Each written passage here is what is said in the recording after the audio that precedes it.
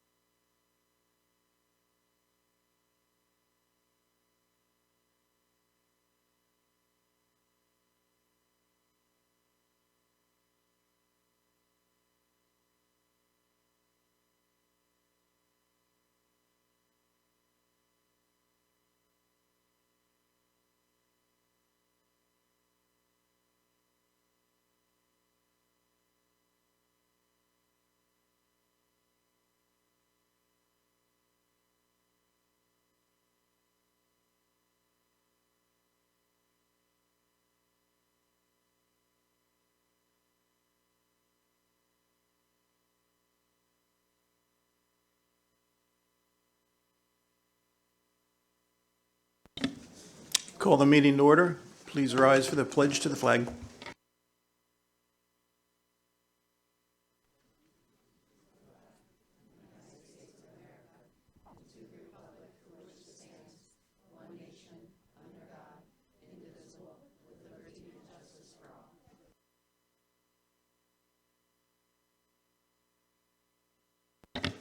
Roll call. All 9 board members are present. Executive session announcements. We had 2 executive sessions, one held on Thursday, October 2nd. The issue was safety, and a second held on Wednesday, October 8th. And the issue was personnel. Moves to agenda item 3, presentations, recognitions, and rewards. We have 3 presentations tonight. The first on No Place for Hate, the second a Ringing Rocks update, and the third a presentation from the school safety specialist from the Department of Public Safety in Montgomery County. Let's begin with the Pottsgrove Middle School No Place for Hate. Our Dean of Students from Pottsgrove Middle School, Herbert Beakley.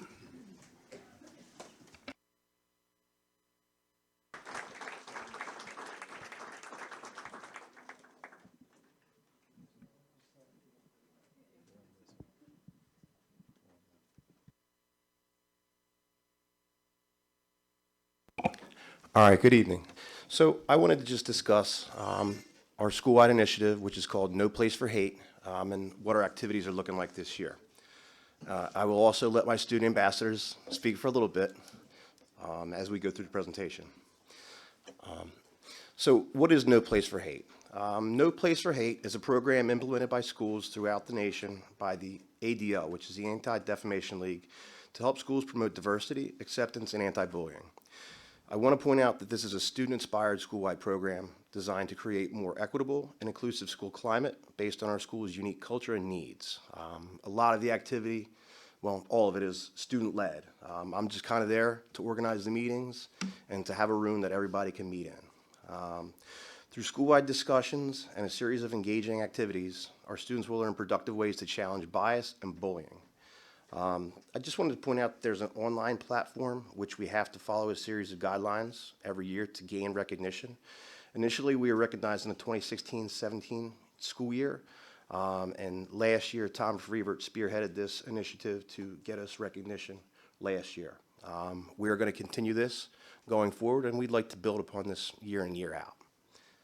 Can we go to the next slide, please?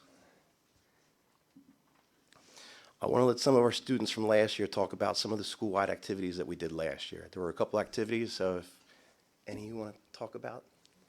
So the top of the iceberg represented what you could see by looking at somebody, such as their hair color person. Like the bottom of the iceberg, it was about what was in the inside. So something that a person wouldn't know about you, or something you have to explain to a person that they wouldn't know until you told them. Sorry. The feathers, you could color the feathers to like represent you and like match you as a personality. But then you would draw something that represents you or your personality, showing who you really are. And then you would put it all together on one thing to see how we are as a community as a whole. All right, and this year we introduced this to our grades during the first couple days of the school year during grade level assemblies. There's a couple pictures up there just from our 6th, 7th, and 8th grades. And during these grade level assemblies, we rolled out the pledge. And I could recite that, which is, "We are stronger together."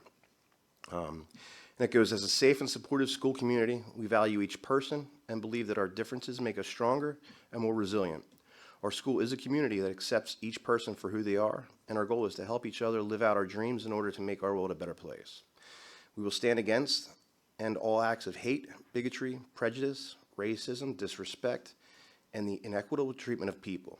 And this is something that we touched on throughout each grade level assembly, which leads us into our activity for this year, which is called the We All Belong Tree. So I'm going to let our students speak on that as well. So basically, the trunk, how I thought of it is like it represents Pottsgrove, and it like holds the hands, like which represent us, accountable for like our behavioral traits, and like the hands, like the hand on the as the leaves, the finger, like each finger, you're supposed to write like a trait about yourself, and like the trunk just like is the school, and it holds it all together. The hands, on each of the fingers, we put something that makes you you, and on the palm you were allowed to do a drawing or just anything really, and we were told no names, and then we put it all together to again make the community together as a whole.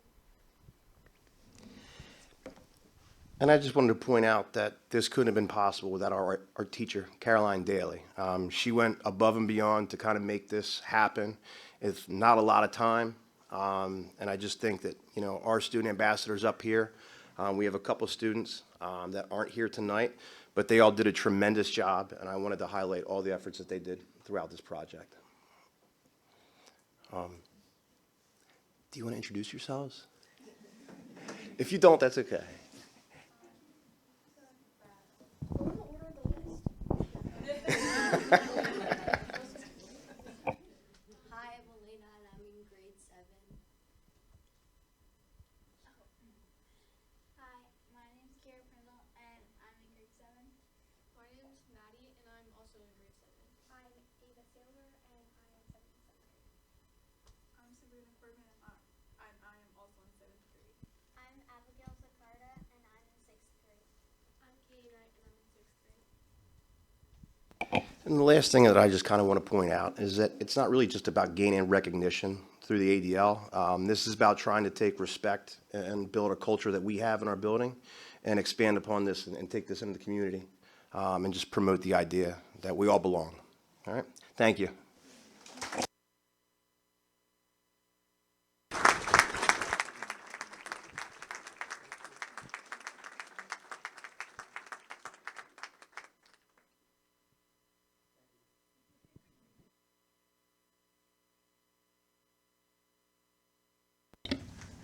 Thank you, students, and for your work in helping to keep our community a no place for hate. Thank you, Mr. Beakley. And also thank you to Mr. Beakley for your work. Second presentation tonight is a progress update on the behavior issues at Ring & Rocks. Dr. Finnerty? Thank you. For this presentation, I'd like to, well, they're already here. So we'll be joined tonight by our principal of Ringing Rocks, Ms. Stephanie Myers, our coordinator of student supports, Ms. Karen Taviano, and our director of pupil services, Dr. Emery Lucas. Okay. Thank you. Okay.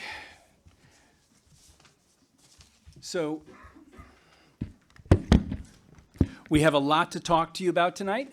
So I'm going to take the first couple of slides, and then we'll be working back and forth to kind of share all this information. So first, our agenda.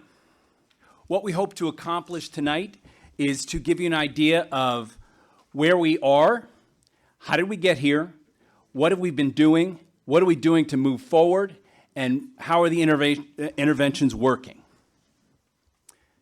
All right, so the first piece, where we are. Next slide, please. Actually, 2 slides, sorry. One more slide, Chrissy.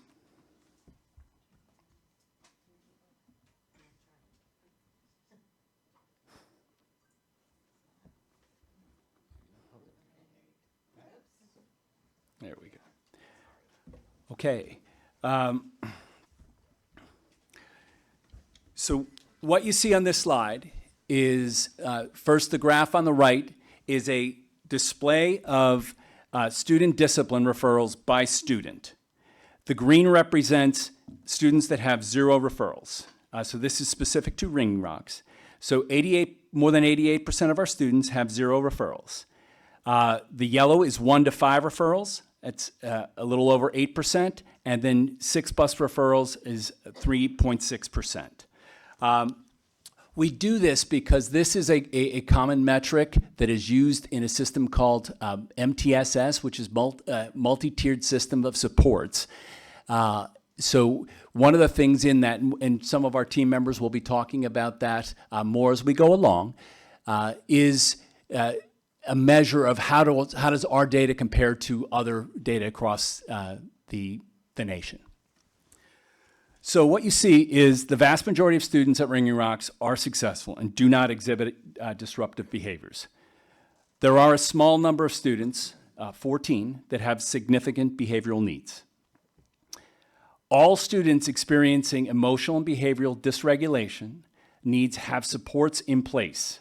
And those supports vary by student, but it could be functional behavioral assessments and behavioral plans, special ed or 504 services, mental health counseling, and access to other interventions, including planned breaks, token economy, sensory room access, and there are a number of others as well. If you can go to the next slide.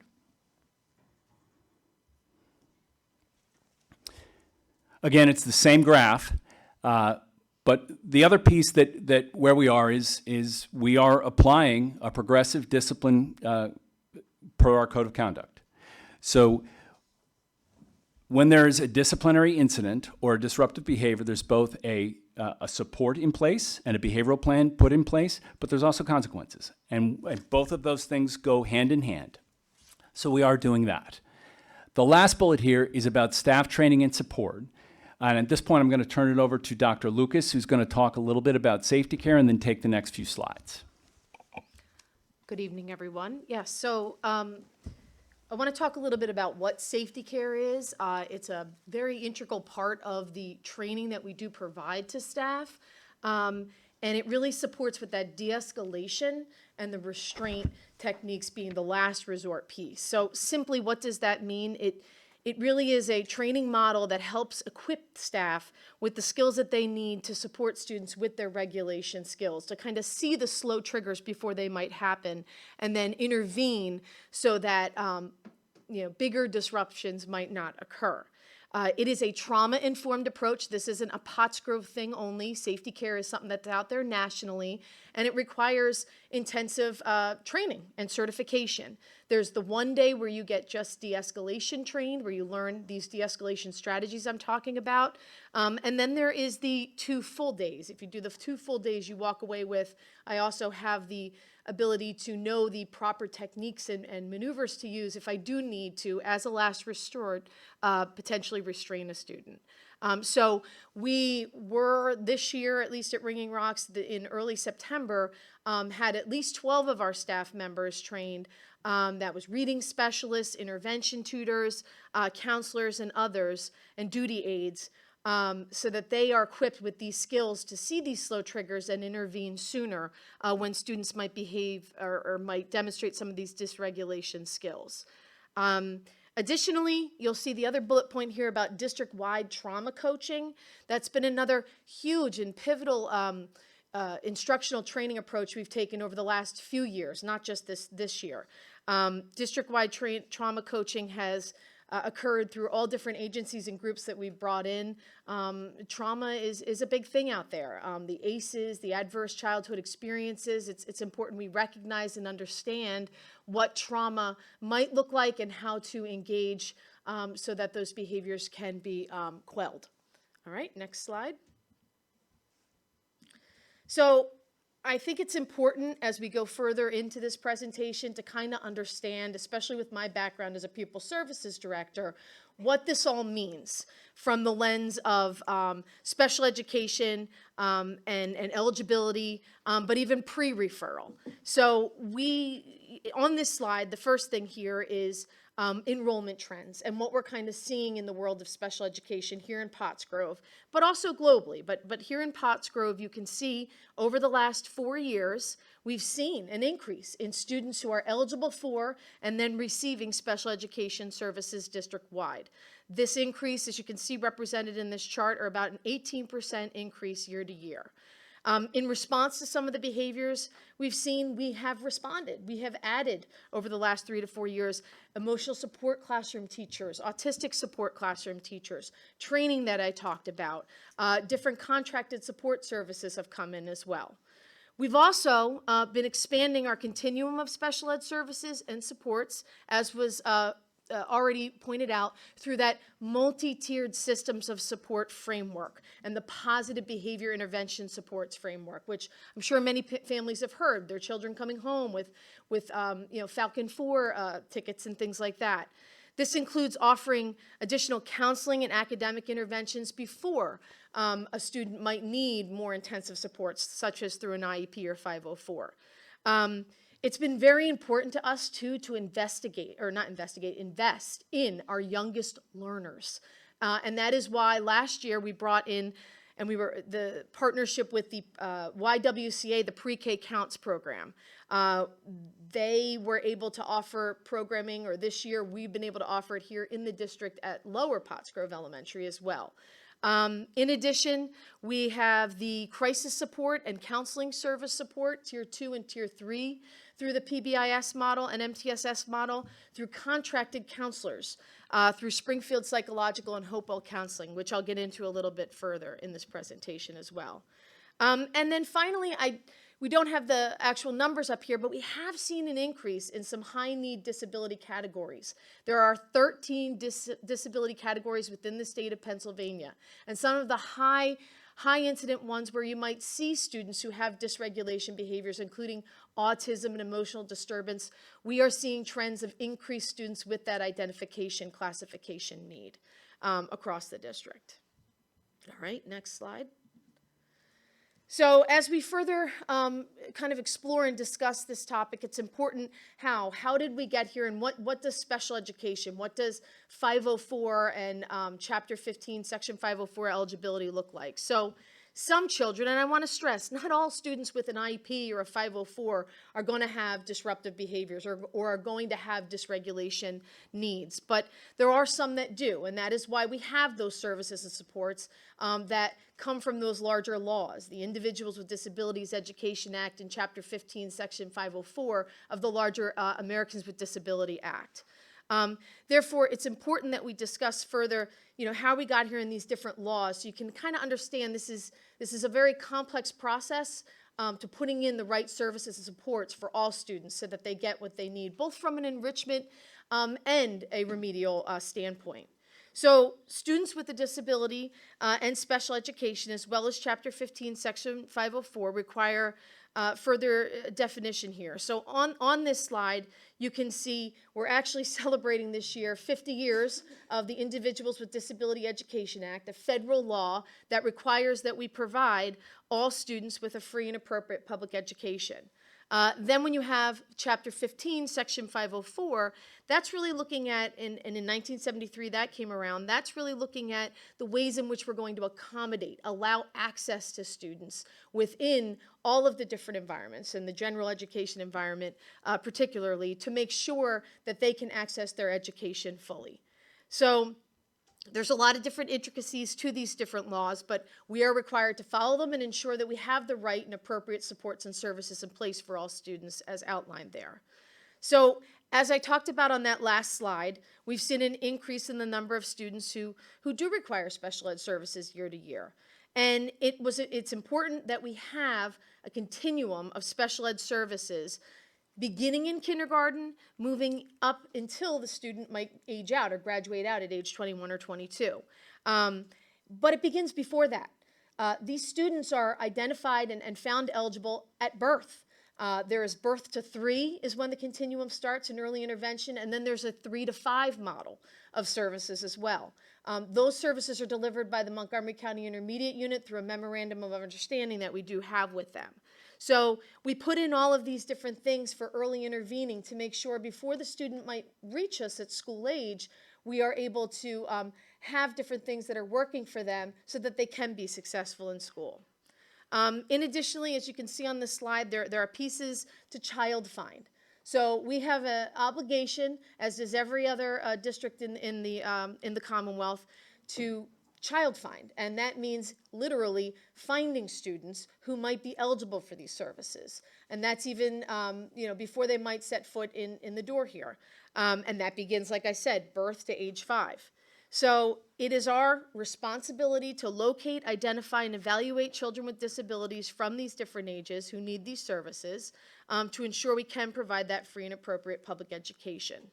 So at the school age level, it all begins in kindergarten, and then it continues through their school age careers, screening and intervening the students, like we talked about with the positive behavior intervention supports, the multi-tiered systems of support frameworks that we have in place.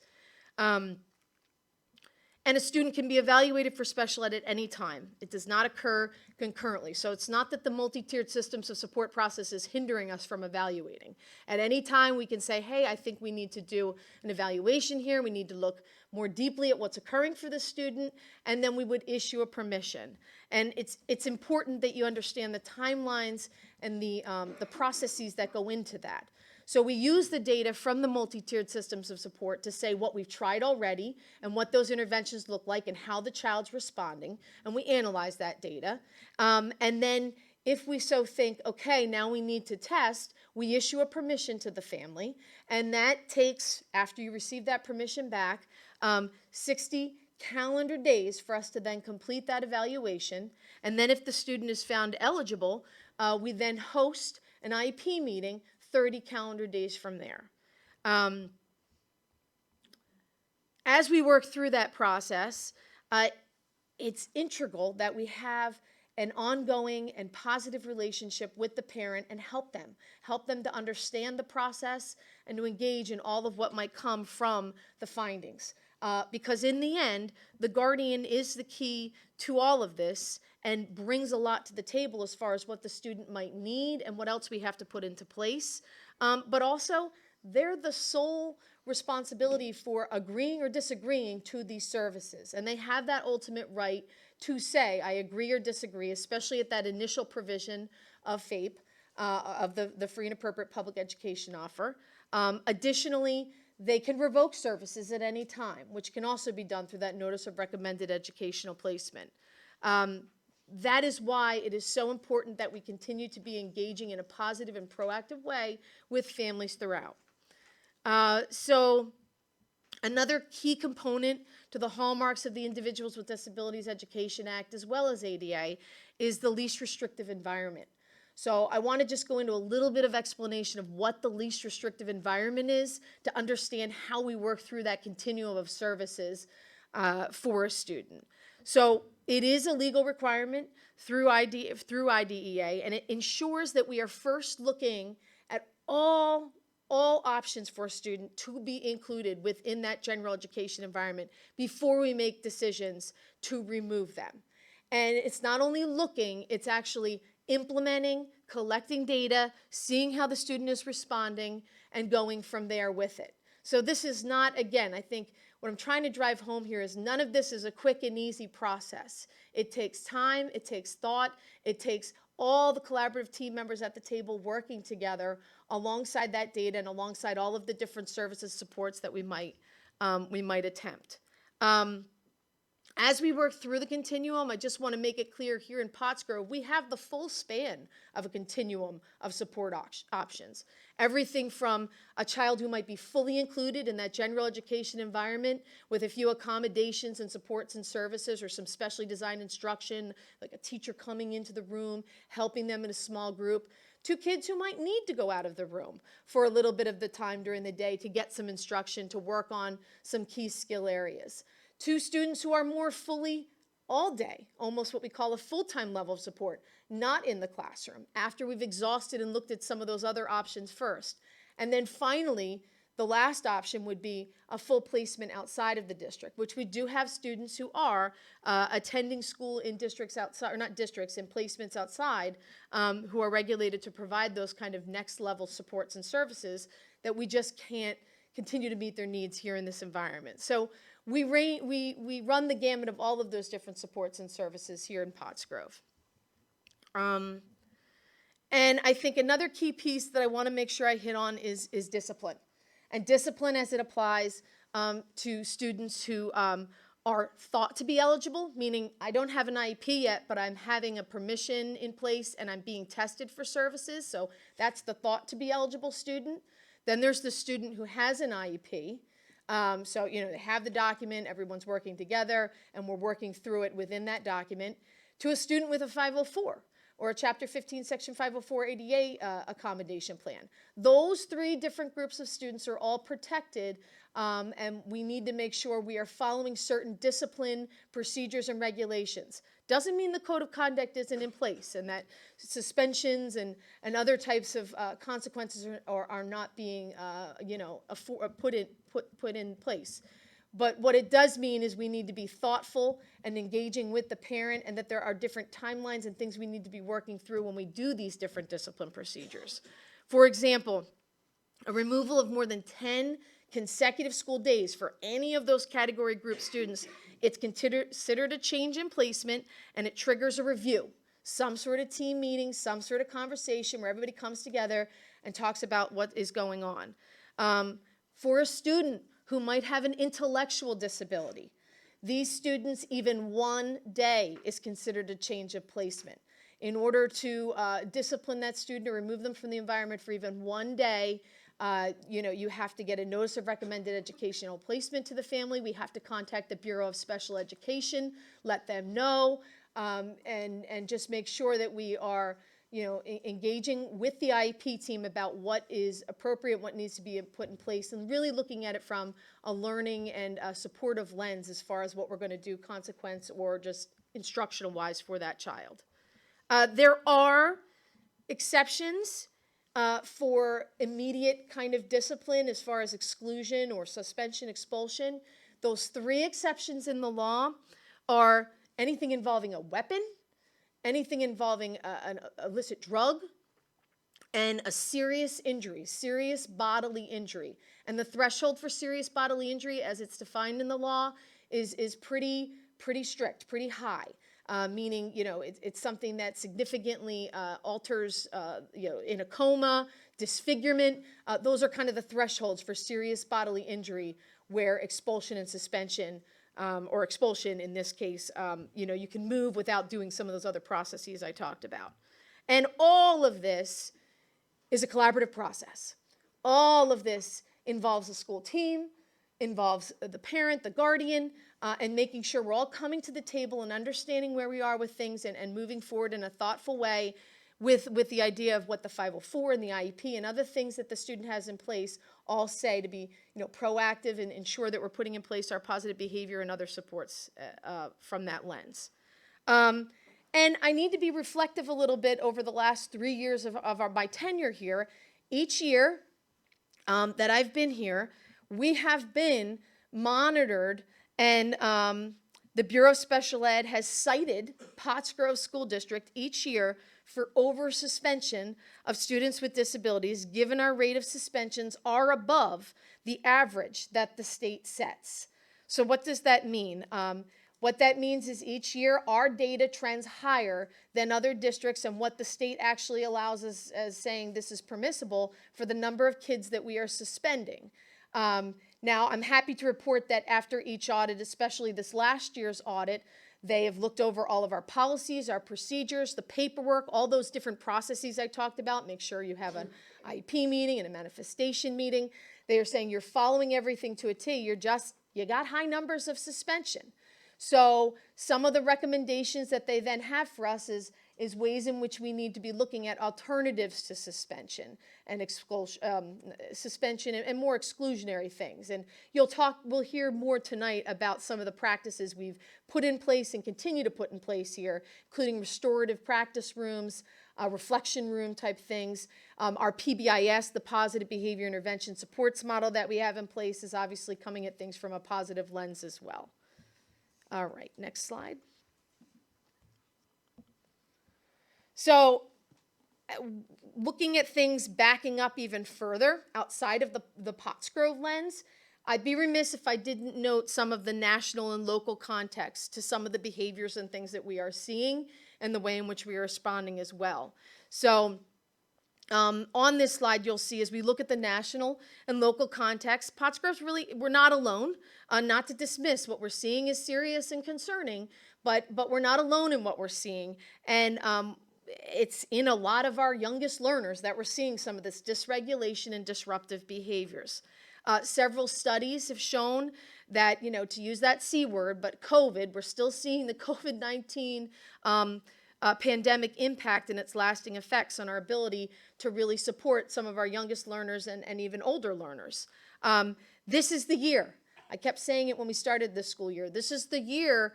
My sister has a child who's a kindergartner this year. These are the COVID babies. These are some of the babies that were born in COVID or have started this year in their kindergarten class.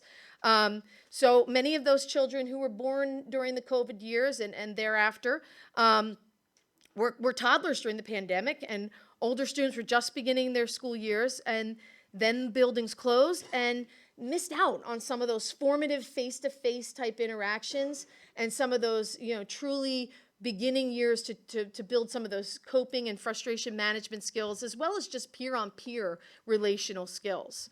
So children who might have otherwise acquired some of those skills, maybe in preschool or maybe in a daycare program, were not able to have it because they were more isolated, given that they were, living, in isolation given COVID. And then in full transparency too, I just want to reflect as well to start this year. We were my whole team, I think even all the building principals too, talking to them, we were very excited starting this new school year, thinking we had a lot of good structures, supports, services in place to begin this year. We had a new principal, Ms. Myers, starting with us this year. We have Ms. Ottaviano joining the team as our coordinator of special student services. And we had another new teacher that we added last spring to the emotional support model at Ringing Rocks, as well as at Lower, as we expanded the continuum that I talked about of emotional support services that we were providing.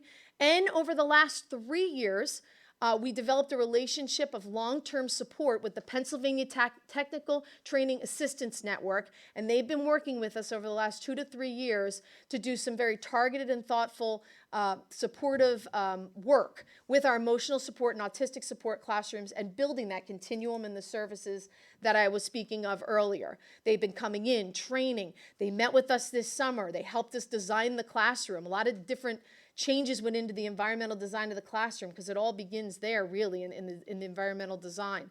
Helped us with developing some routine, some expectations that the teachers have put into place. We had the teachers meeting, these new teachers, at least 4 of them. I think all 4 are brand new emotional support teachers to Pottsgrove this year. We had them meet before the school year started. They did some collaborative planning with the patent team there as well. So we really went into the year with some strong things in place and continue to have in place, thinking we were off to a really, really great start. Yet the challenge of some of the students, which we talked about what some of those numbers represent, have definitely pushed us to respond and to put more into place and to think thoughtfully about what we can be doing further in addition to what we already had in place. So, and in response to some of what we did identify after the first few weeks of school and seeing some of these behaviors come into the classroom from both students who were first graders, but also kindergartners, students who we didn't know before or had never been in school before, or our school before. So some of the things we immediately put into place, and you'll hear about later as the presentation continues, is some of those meetings, those IEP meetings, if the student already had an IEP, the multi-tiered systems of support meetings where Tier 2 and Tier 3 intervention grids and other things were put into place. And then 504 meetings have been occurring so that, different accommodations that a student might need can be put into place. And then finally, some of those IEP meetings have resulted in discussion of placement. Maybe this is, you are outstripping what we can provide here in the district, so we need to go to that next level continuum of care. So those meetings are continuing to occur and discuss what those options look like.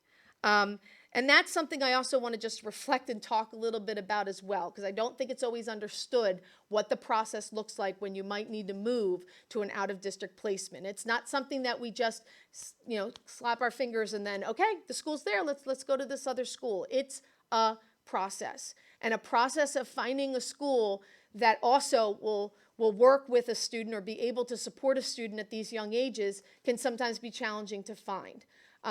In addition, some of the schools are only licensed for certain disability categories. So therefore that further, limits where we can work or send the student. Distance factors into some of the out-of-district placements as well. A student on a bus for an hour to an hour and a half is not always, feasible or something that a parent is going to agree to because of how long that's going to be for a 6 or 7-year-old. So these are all factors that go into that discussion of placement and why it is a last, kind of discussion on the continuum ring. Additionally, when we're talking about placement, it begins with a referral. So it begins with a relationship. It begins with a parent who says, yes, I'm willing to engage in this. I will sign off on the release of records of my student to share with this other entity so they can see if it's a right fit. After that occurs, the school contacts us. They have to come out. They might observe the student in the setting here. Then they require the student to go observe there. They're really just making sure it's a right fit and that everything's gonna work out okay. So it's not we immediately find a school and the student can go there. So it's a very defined and developed relationship, and we really need to have families working alongside us and all of us to be on the same page when we get to this part of the conversation for a student. All right, next slide. Well, and the final piece on this slide is just we want to acknowledge that we put into place a lot and continue. This is not something it's like, oh, done, we're good. This is ongoing and always adjusting and changing to the ever adjusting and changing needs and strengths of our students, both from an enrichment and remediation lens. All right. So I also want to go in a little bit to some of the other things that have had an impact and we cannot shy away from. And again, I want to stress that a lot of what I'm going to talk about tonight is not unique to Pottsgrove, and I have that perspective as well. So staffing, and it's an educator shortage. This isn't just a teacher. This is educators. We are experiencing, and we've been experiencing here in Pottsgrove, but in my previous LEAs as well, an educator shortage here in the nation. And it's not going away. It's actually getting worse. And it doesn't help when we don't have, the staff to support the students. And we do our best to try to find the staff, but also to keep the staff, retain and attract the staff. So I want to talk a little bit about the staffing impact here, and I want to reflect too. I'm not just a Pottsgrove employee. I sit on the national board, or I sit on a national committee with the Council for Administrators of Special Ed. I'm the president for the Pennsylvania Council of Administrators of Special Ed, have been for the last 3 years, representing educators, administrators across the Commonwealth. I've spoken at conferences, at legislative summits. I go to Washington every summer and meet with our representative and legislators on this topic because it's getting worse and worse each year. And we need to voice the concern about not having educators in the field and the reason for it. So on that note, some data points just to share with you, again, from more of a global perspective here, but this is from the Pennsylvania Department of Education in October of 2023, just to give you perspective here, there were 834 special ed positions that were vacant or filled by a substitute teacher across the Commonwealth. Then in October of 2024, there were 1,379 special ed positions vacant or filled by a substitute teacher, which is astounding. The number just continues to grow. And again, this is not immune to just classroom teachers. We're talking school psychs, we're talking speech therapists, we're talking instructional assistants. The shortage is real, and we need to be voicing and vocalizing this. In addition to my role in CASE and PA CASE, I also sit on the steering committee with the Bureau of Special Education for their initiative with the Attract, Prepare, Retain efforts across the Commonwealth on this topic. I mentor new special ed administrators each year. I have 2 mentors each year. And each year we are doing more from our lenses, from our seats, to attract and prepare and retain across the Commonwealth. So you're going to hear tonight too, I believe, from our public safety friends who came to do some open audits and observations about staffing. So I would be remiss if I didn't point out that this is an issue for Pottsgrove, and then what that impact has been. So more specifically here at Pottsgrove, some of the struggles with staffing are on this slide. So we've had instructional assistants. We had 15 last year with 2 RBTs. This year we have 18 instructional assistants. Of those positions, currently we have 4 unfilled for all different reasons, whether people are out on a leave of some kind, resignations, things like that. So that's a critical need.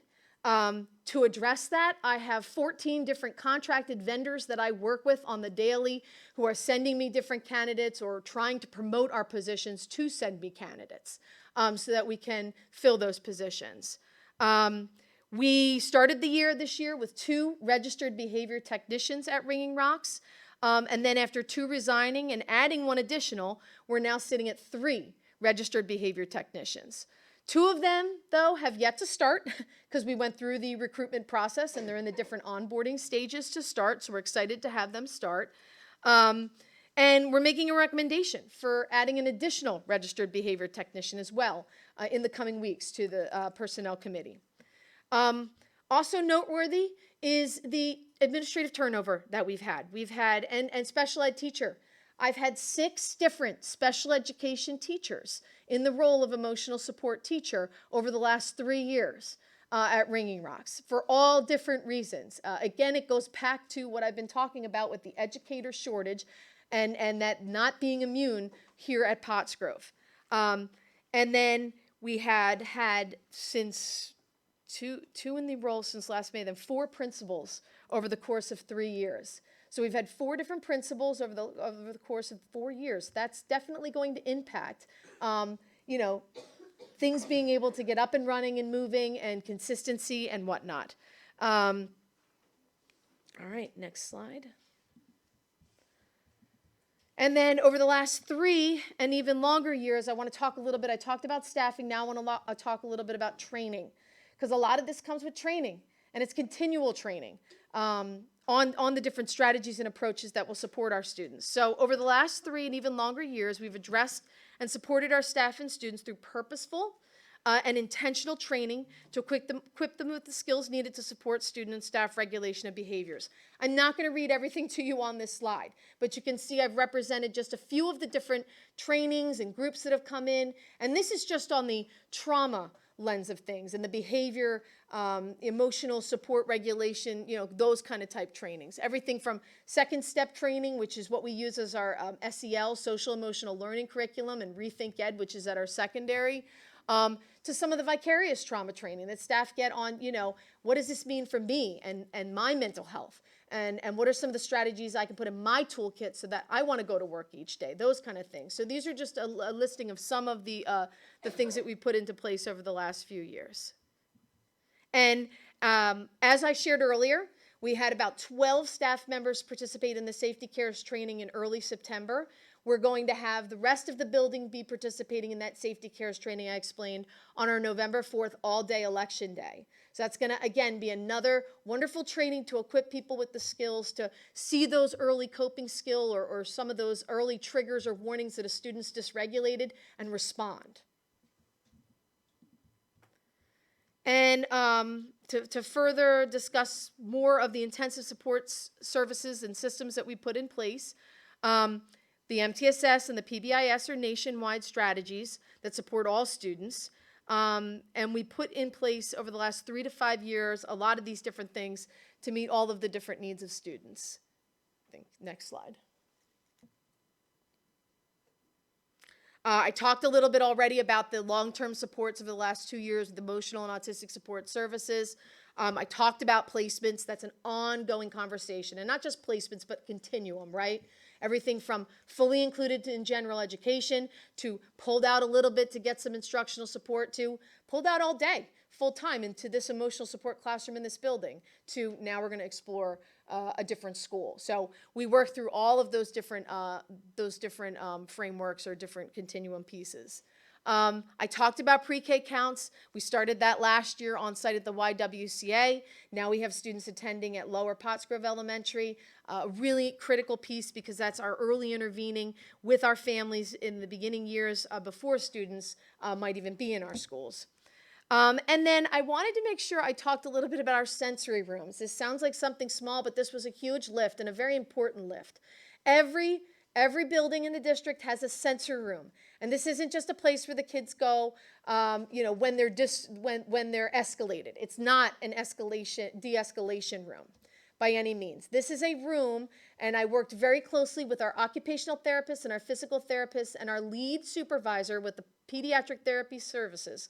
They came in and trained every staff member. They presented it to every faculty last year of what these rooms are, and they are prescribed, strategic. There is inventories that are completed for each child to determine what type of sensory regulation skills they need to work on, and then within these spaces, they work on those skills. And they do this with a menu of options, but in a scheduled way.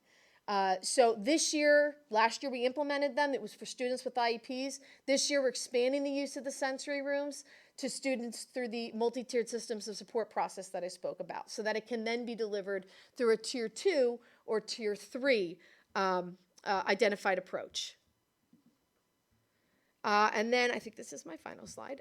Finally, this year, we put into place some increased staffing as well, which again, I talked to a lot of these things, so you can see some of it in here, but we have the 2 additional special ed teachers. That's been over the last few years, like at least the last 2 years, I believe. We had added 1 teacher in 2024, and then we added another teacher last spring.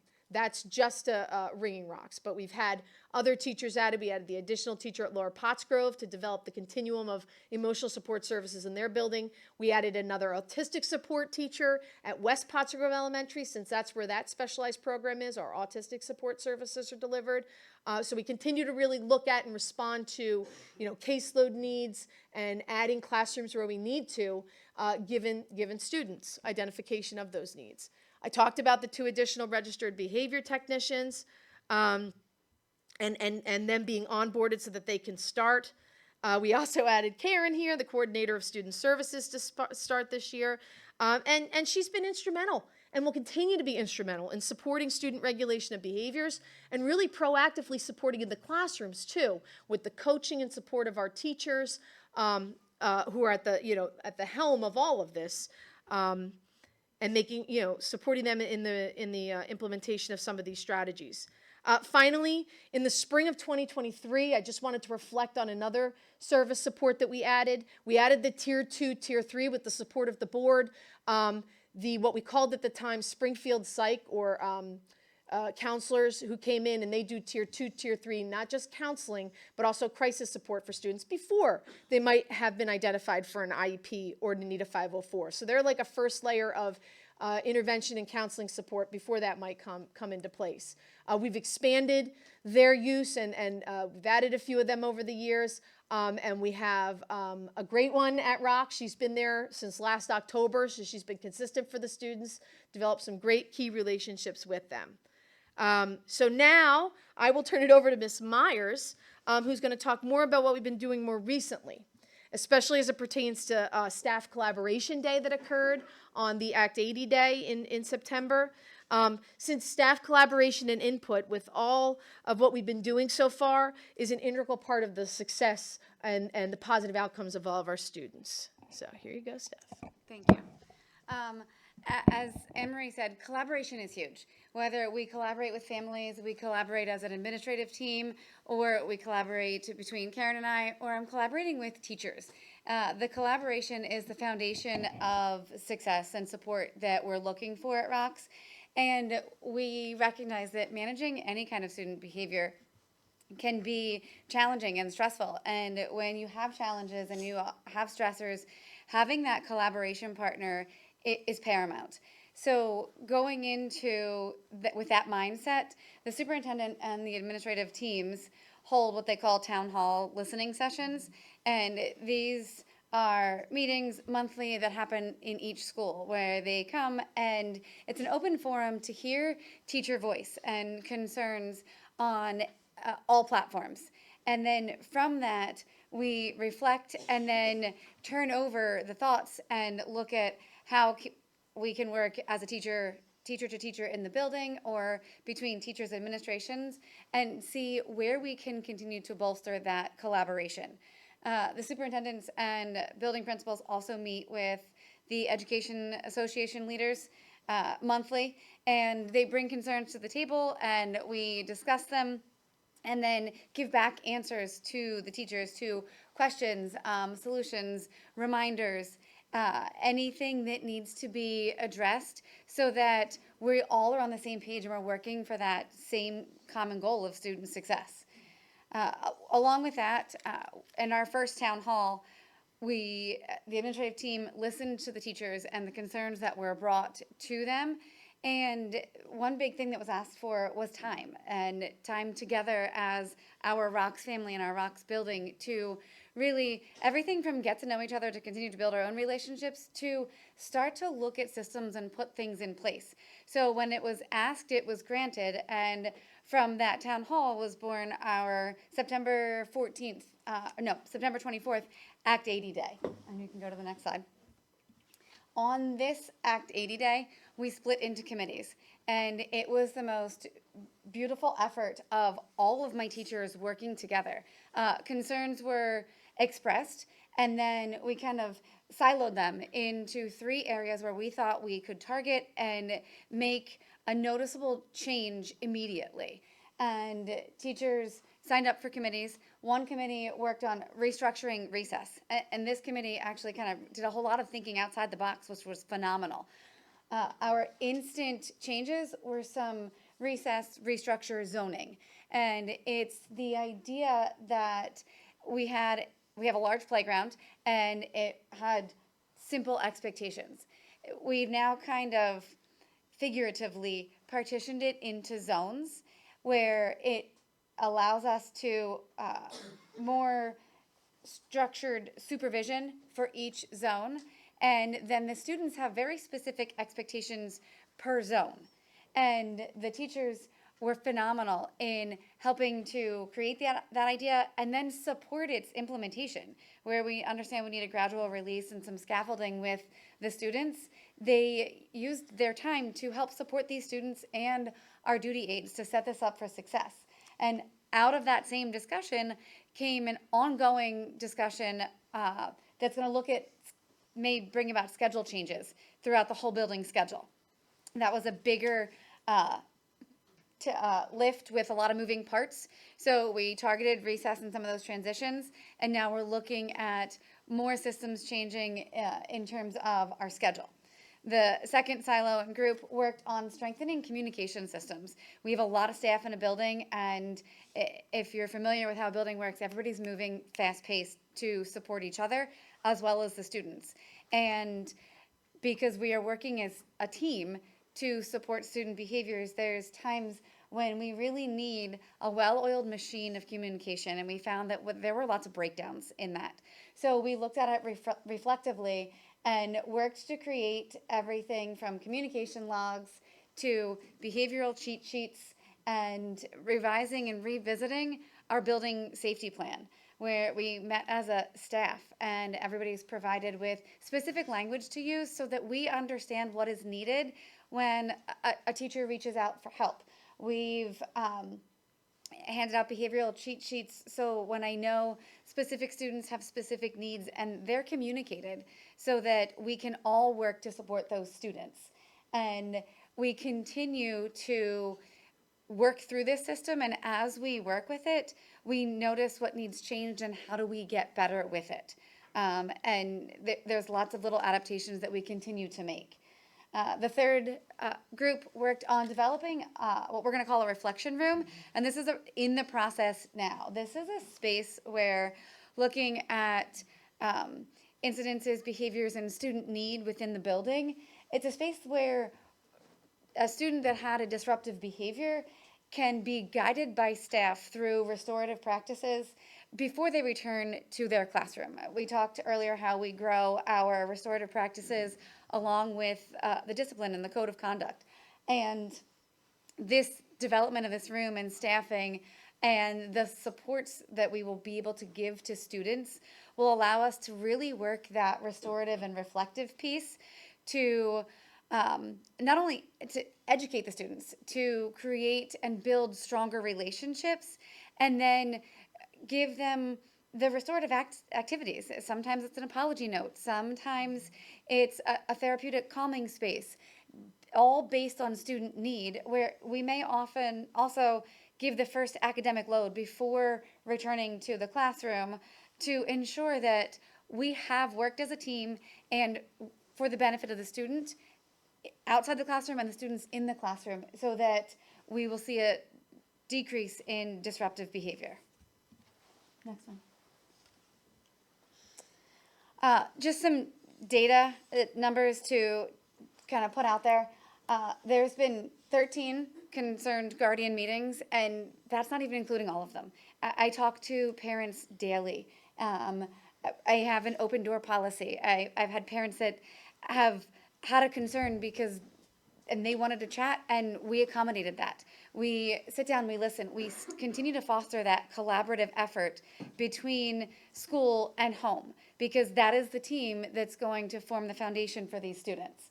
On top of that, Karen's been part of 26 different meetings with parents for in-class support, and you can talk to some of the things that have come out of those meetings. So from those meetings, we've actually been able to put 12 behavior plans in place through our instructional support team. Those behavior plans are goal-centered and individualized for each student.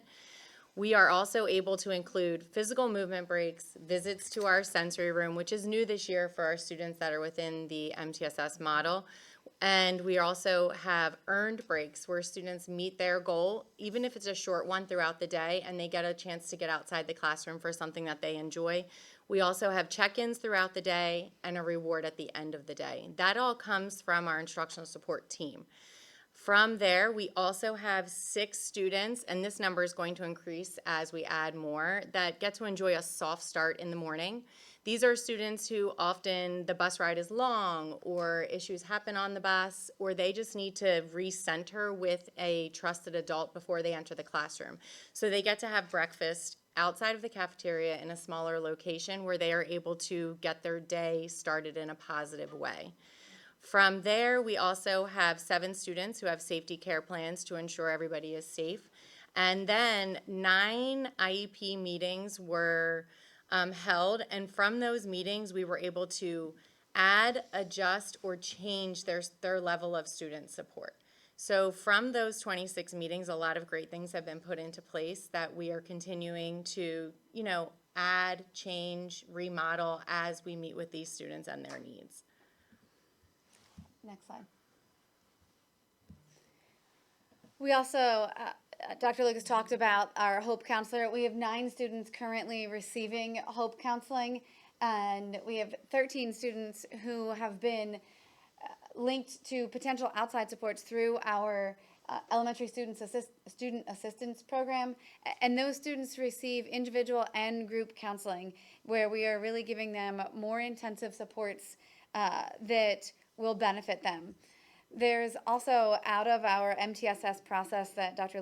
Lucas talked about, the meetings that Karen just spoke about, we have 11 students who have been identified and are tracked and receiving both academic and behavioral support. So we've seen needs on two hands, and we're supporting those needs.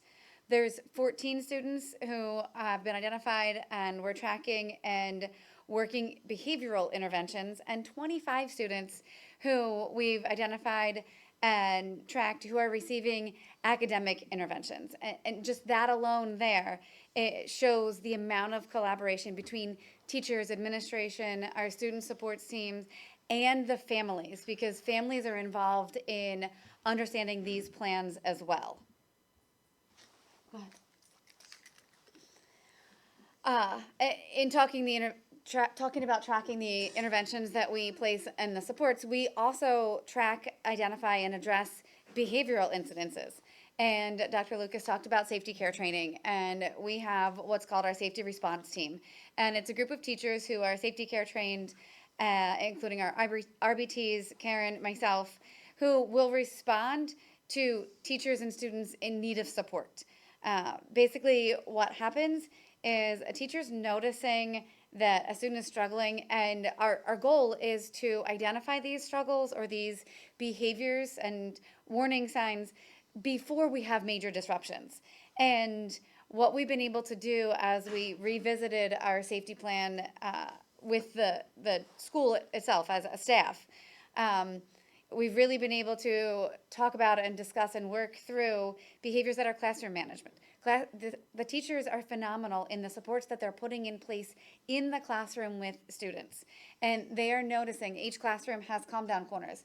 So when a student becomes antsy, or we're seeing some pre-emergent behaviors, we notice that they may need to use the calm down corner. That's when we engage in earned breaks that are part of some of these systems that we've talked about. And then on top of that, we've seen an increase in teachers identifying behaviors that just simply need a break. That if left unnoticed or unattended to, we would promote to disruptive behaviors. But as a team, we have been working to put the systems in place to identify that, to bring that need down. And then there's always the more extreme cases where assistance or support is needed, but we have staff who are able to respond, who have built relationships with the students and the teacher, and can work together beautifully to assist students and remove them from the classroom before we have larger disruptions. Next slide.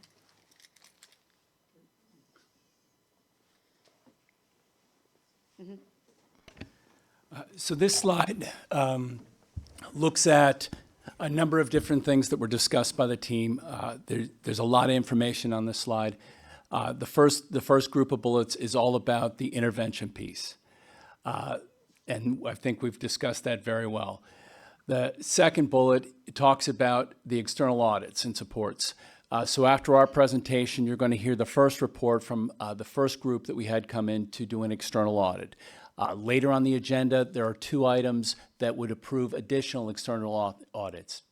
We are very interested in making sure that we're running the best possible programs and welcome the outside audits to either confirm or say, hey, you know what, you should do some things differently. So we're looking at that. And then the last piece will always be a part. There's progressive discipline. So that is something that is a constant part of correcting behaviors. So we support the behavior, teach the replacement behavior, but then there also is disciplinary consequences. You can go to the next slide. Can I interject really quick? Yeah, absolutely. The one external audit actually was something I was looking at last year. This is a special education plan year. Each 3 to 4 years, you go under a special ed plan year, meaning you have to revisit, relook at your special education plan as a district. And you have a task force, you have a steering committee, there's different representative voices to that group, and you just talk about your services, supports, and other things that are going on.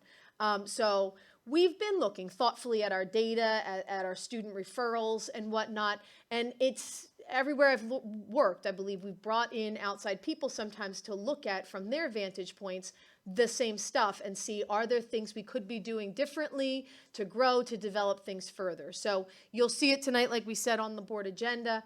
But the one group that we were looking at, the Global Special Education Associates, they're not even out of Pennsylvania. They're out of a different state, and they do this nationally. So it helps sometimes to get outside individuals who, this is what they do for a living. They come in and they just look at your data, observe, interview, and then offer suggestions. So these next two slides are designed to inform how are we doing. So this slide and this slide deck will be available to everybody. We'll be sending it home to Ringing Rocks, but this is a report that we can generate now for all of our buildings. And this is a weekly report of discipline referrals. These list all the categories of referrals that have occurred in Ringing Rocks and the number of students, or number of incidents rather, that have occurred in that specific week. I think a better way, quicker way to look at it in an environment like this is our next slide.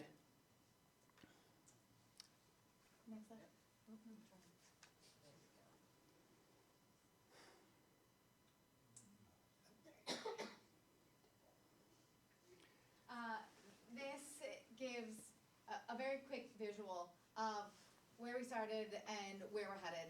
And you can see at the beginning of the year, we're working to see a spike in behaviors. And we can attribute those things to just meeting students coming into a brand new environment. Even if they've been there before, they just spent 3 months at home. So there's drastic changes in routines that often cause spikes. And this is where we can see that we made some adjustments. And then you see our really big spike, that's around 9.8. And what we know about student behavior is that students will have bigger behaviors when they feel safe. So this will tell us two things. Our teachers are making our kids feel safe, and it also drew our attention to things that we needed to do internally. And the changes that we have made and the collaboration that I spoke about before that I want to drive home, the importance of that collaboration has allowed us to see a decrease from September 8th to October 6th. There's a 60% decrease in total referrals. And that's the communication between teachers themselves as teams, teachers and administration, our support teams, teachers and families, and really working together as a team to support the teachers and the students. And there's also a 75% decrease in physical aggression. So this right here shows that some of the things that we are putting in place are working. We're making the steps moving forward, and the continued collaboration is hopefully going to lead us to the goal of less disruptive behaviors and positive student outcomes and experiences for our children and teachers. And one of the things, to kind of reiterate some of the things that Dr. Lucas said earlier, none of us thought we'd be here. Like, we thought that the planning that we put together in spring of last year and the summer for this year, with redesigning our emotional support at both Rocks and at Lower, about creating a new position, so new special education position, new position that Karen is now occupying, hiring 2 outstanding young special educators to staff the 2 rooms at Rocks, and then hiring a dynamic, invested new principal. We walked into this year feeling great. We really did. And I know I'm speaking for more than just myself on that. One of the things that we found out as we moved into that first 5-day week where you see that peak is we saw some behaviors that were unexpected. We had some students who moved in that were not what we planned for. We had some students who were bubbling last year, but were not, the behaviors that we're seeing this year are drastically different than some of the behaviors that we saw at the end of last year. So we recognized early that we needed to pivot, and we've done some things. We continue to do some things. And we need to continue to pay attention to the data and continue to work together to move forward and make sure that we continue to see the trends that we want to see. So that leads us to our last slide.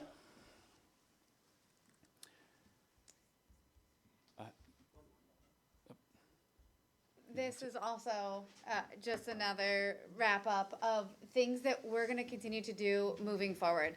We will monitor and evaluate our processes and looking through a reflective lens as well as a collaborative lens.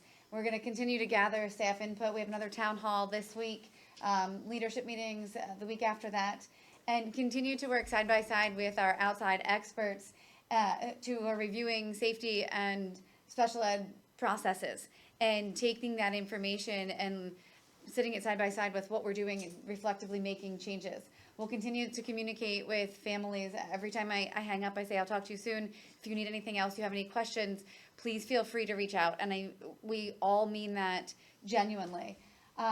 We'll continue with staff collaboration and training that's born out of the feedback from the staff because that matters.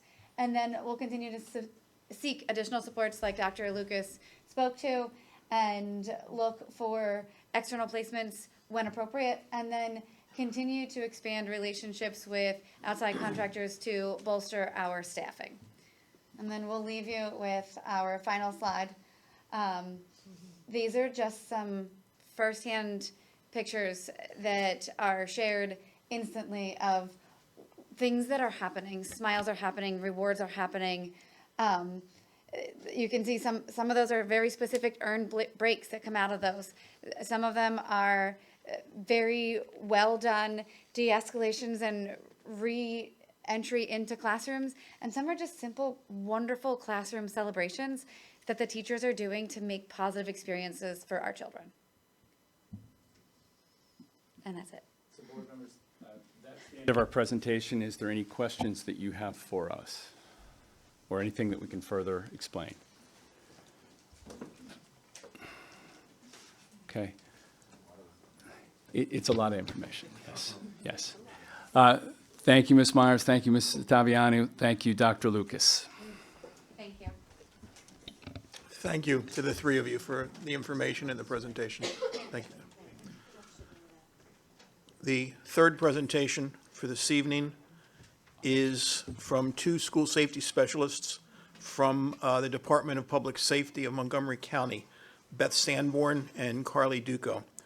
Beth and Carly did a 2 full-day observation at Ringing Rocks and also reviewed policies and procedures pertaining to school safety and school behavior, and they are here to give their report of their assessment.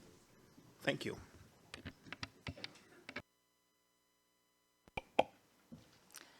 Good evening. My name is Carly Duco, and I am the School Safety Specialist for the Montgomery County Department of Public Safety. Ringing Rocks Elementary teachers and support staff, thank you for welcoming me into your classrooms. Mrs. Myers, thank you for welcoming me into your school building. Your dedication and commitment to the success of Ringing Rocks Elementary is evident.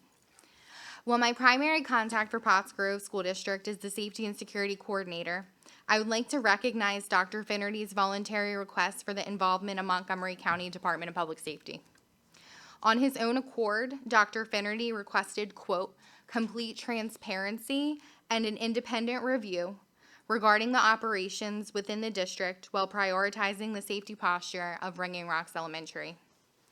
District engagement with the Montgomery County Department of Public Safety is completely voluntary, and I would like everyone to understand the level of vulnerability that Dr. Finnerty displayed by engaging MCDPS in this capacity. I've been in the capacity of school safety specialist since April of 2023 and have worked with the designated school safety and security coordinator for Pottsgrove School District since then. Through this role, I have seen firsthand her dedication and commitment to the success of Pottsgrove students. For years, she has been behind the scenes, working with the various county offices to implement prevention programming and to make a positive impact on the Pottsgrove community. She is an asset to the community. I conducted 2 observations of Ringing Rocks Elementary.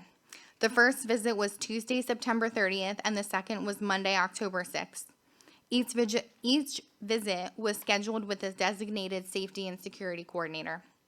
To select areas of the building for observation in a randomized manner, the Montgomery County Department of Public Safety School Safety Coordinator selected areas of observation from the building security map that only contained the classroom number.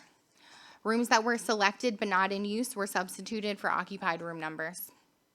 To ensure that observations from my first visit were consistent with normal observations, a second visit was initiated and welcomed by Pottsgrove School District.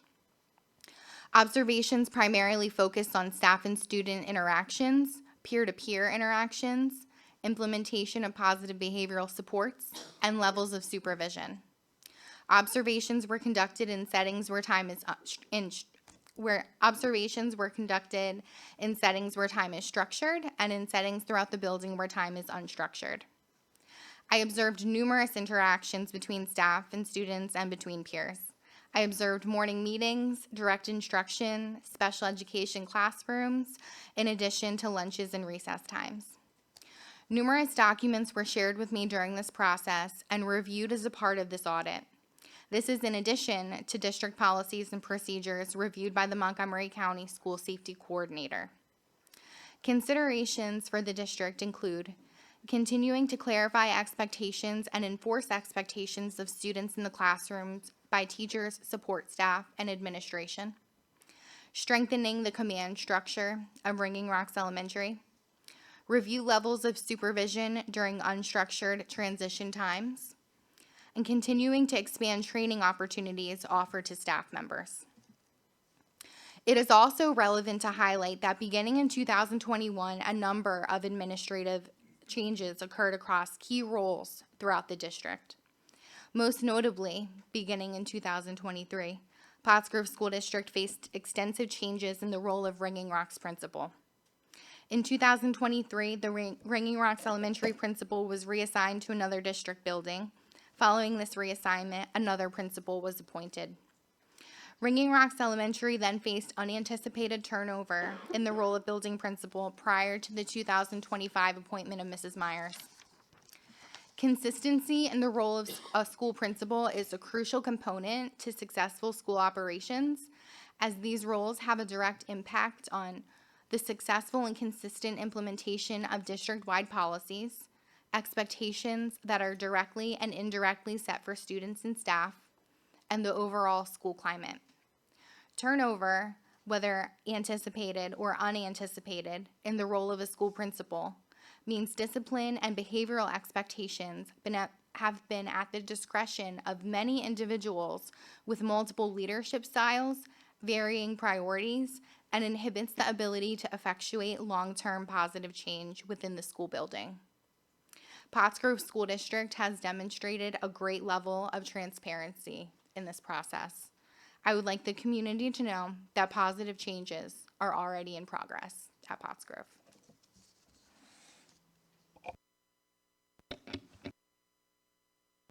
Any questions from the board? I do have one. Is it normal for whenever something like this is done, an audit like this, that you would come back like in a year's time or a certain period of time to do a comparison? That is something certainly that I would be open to and that would typically occur. Carly, thank you. Thank you. Before moving on to public comment, one of our student reps has PSAT tomorrow. Is that, Jordan, are you the one of the two, Jordan? Yes. And we want to get her home to get some sleep so she does well with PSAT. This is the board meeting where the student reps are here, and it's an opportunity, because we have an audience, to just see the energy of some of the students from our high school with both Adam and Jordan. So I'm going to place that next. Jordan, so you can go home and get ready to do your best tomorrow. Adam, are you beginning? Yeah, actually. So over the past month, we've had a variety of our fall sports have their senior nights, so we're just going to go over those and then a couple other events that are yet to come. On Thursday, October 9th, Girls soccer had their senior night recognizing 5 seniors as we competed against Phoenixville. For boys soccer, that was on September 30th. We had our boys soccer senior night with 6 seniors recognized, and we played Pottstown, winning 7-0. On Tuesday, October 7th, girls volleyball had their senior night playing against Norristown while winning 3-0. 5 seniors were recognized for their participation in the athletics program. And then we have tennis. We had 6 seniors that were celebrated on September 29th, and we played Norristown. 6 seniors were celebrated on the 10th of September for cross country. While competing against Pottstown and Phoenixville, the girls and boys team both won against Pottstown. And then we have upcoming fall senior nights. So we have our homecoming senior night on October 17th, so hopefully everybody shows up for that. We'll be celebrating a total of 37 seniors who participated in marching band, cheerleading, and playing football. And associated with that senior night is the homecoming dance and homecoming events. So shout out to student advisor Miss McNone, Olivia Ekman, and Isaiah Rivera for helping set up the homecoming bonfire. There's a lot of moving parts, and we're really grateful for the event. That event is on Thursday, October 16th from 6 to 8 p.m. in the gymnasium parking lot. Over 20 high school clubs will have tables selling various items. There will be food trucks, a marching band performance with cheerleaders, a DJ, and of course a giant bonfire. This is only for high school students though. We also have a pep rally. That will be held on Friday, October 17th during 7th period for high school students and staff. We have the homecoming dance on the 18th coming up. That'll be 6 p.m. in the cafeteria. And predating that dance is the formal homecoming court ceremony at 6 p.m. on Friday. This is held in the auditorium, and the homecoming courts at all levels will be recognized at this event, followed by the football homecoming senior night, which is Pink Out night. All money donated to the Pink Out game is donated to the Phoenixville Cancer Center.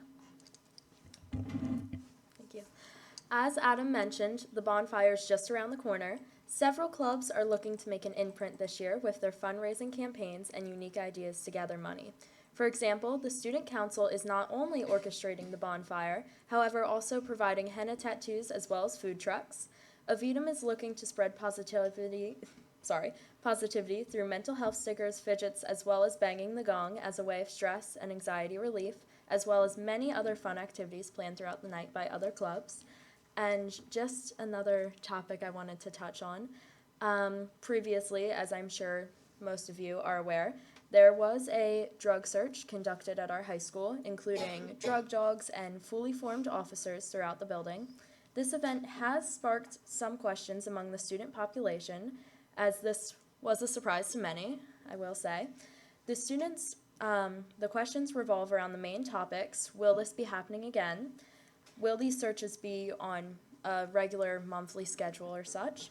And why is it set off all of a sudden? Why not earlier or more previously?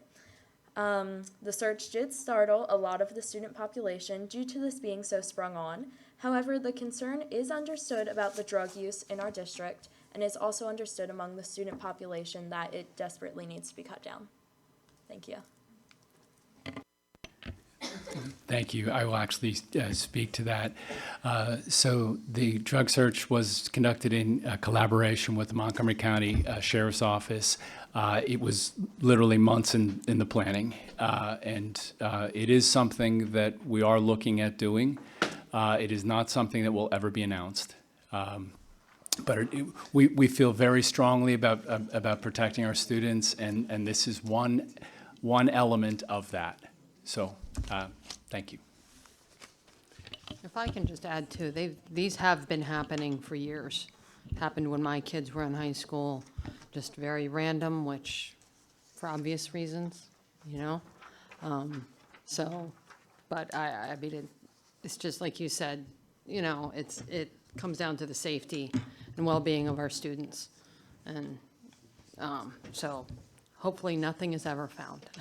Let's keep it that way, right?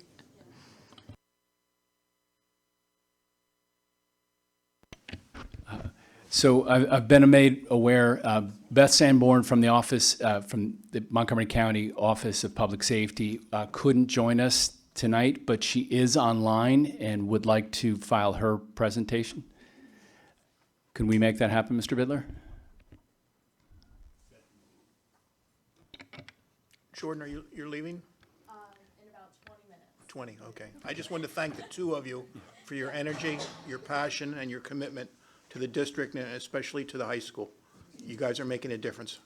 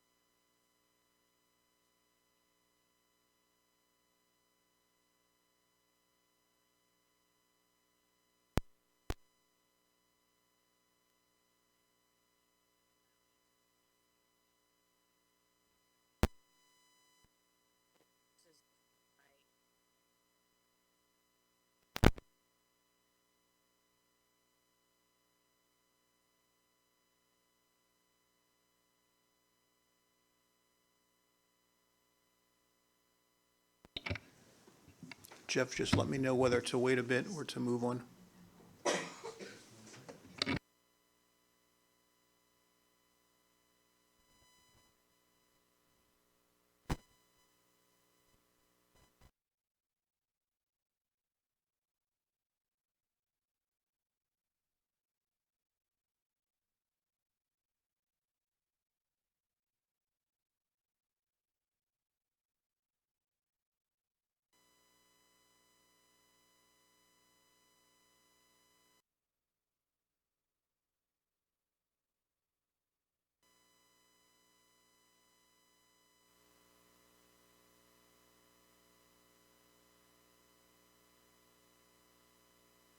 Testing, 1, 2, 3, testing.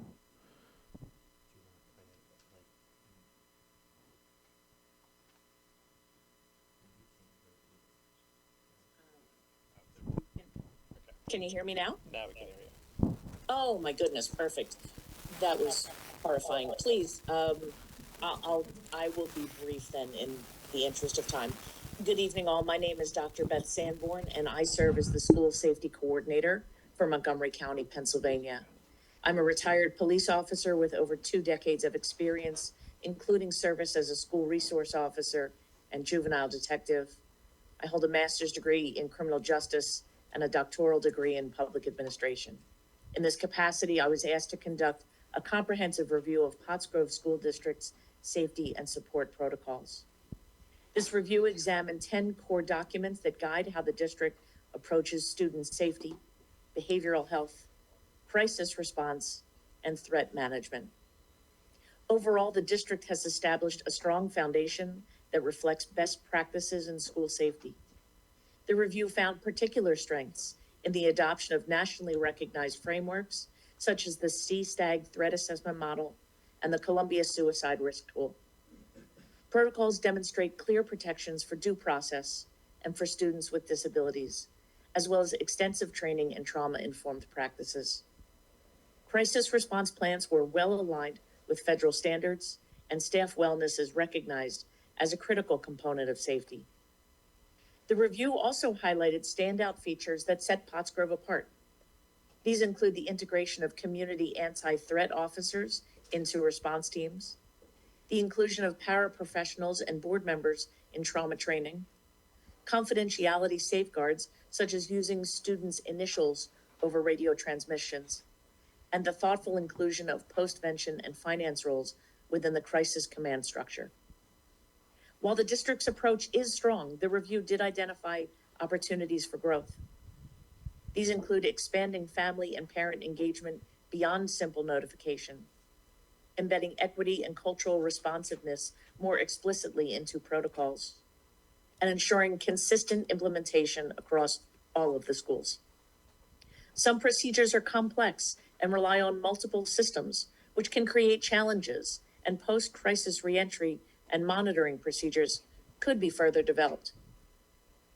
In conclusion, Pottsgrove School District is positioned as a proactive leader in student safety and supports. By continuing to strengthen family engagement and deeper equity practices and ensure district-wide consistency, the district can build a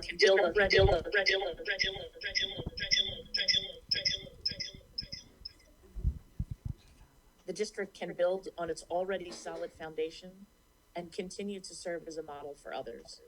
I appreciate the opportunity to present these findings and support Pottsgrove in advancing its commitment to safe and supportive schools.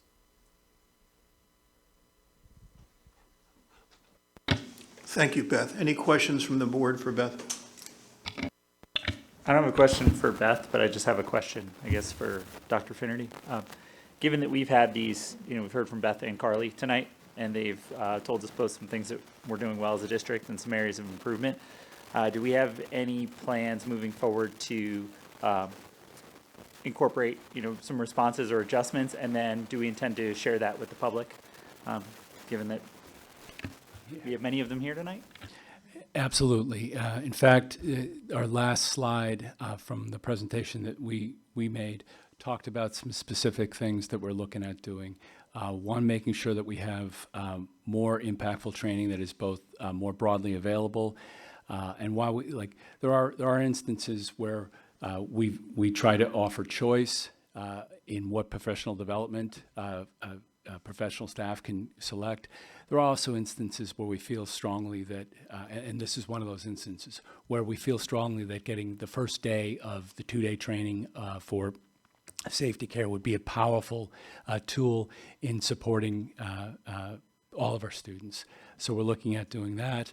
I think the other clear thing that was mentioned that we're already working on, but we need to continue working on, is making sure that our unstructured time, and that is lunch, recess, and transitions, where we do tend to see higher incidents of misbehavior, that we work to continually refine that. And I know Ms. Myers is working with her team on that. And then the last piece, I think both Carly hit on and also Beth to some degree, is looking at consistency and making sure that we as administrators are meeting the expectation, and also that staff and teachers are meeting expectations, that we have consistent behavioral expectations across our classrooms, so that kids know what to expect and know how to behave. So those are some of the real action plans that I heard, and that I know that we're working on as a team. Thank you. Is Beth still on, do we know, or? Beth, you had mentioned about improvement, I forget the exact wording you used, but parent communication or community communications. Do you have recommendations for that, or is there somewhere you can direct us towards other opportunities along that line? Well, first off, can you hear me okay? Yes. Perfect. Thank you so much for the opportunity.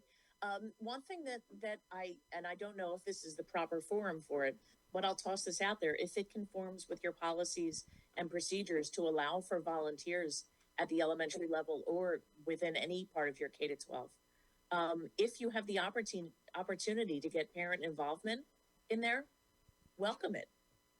Not only can they help you with the relationships that they have with kiddos outside of schools, but they can also be another set of eyes and ears and responsible role models and parents within the school building, as long as the expectations are set clear.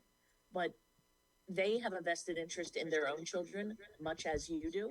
So I would say partner together and work as a team instead of trying to work against each other, or not work as strongly together. Thank you. Jeez. Sorry.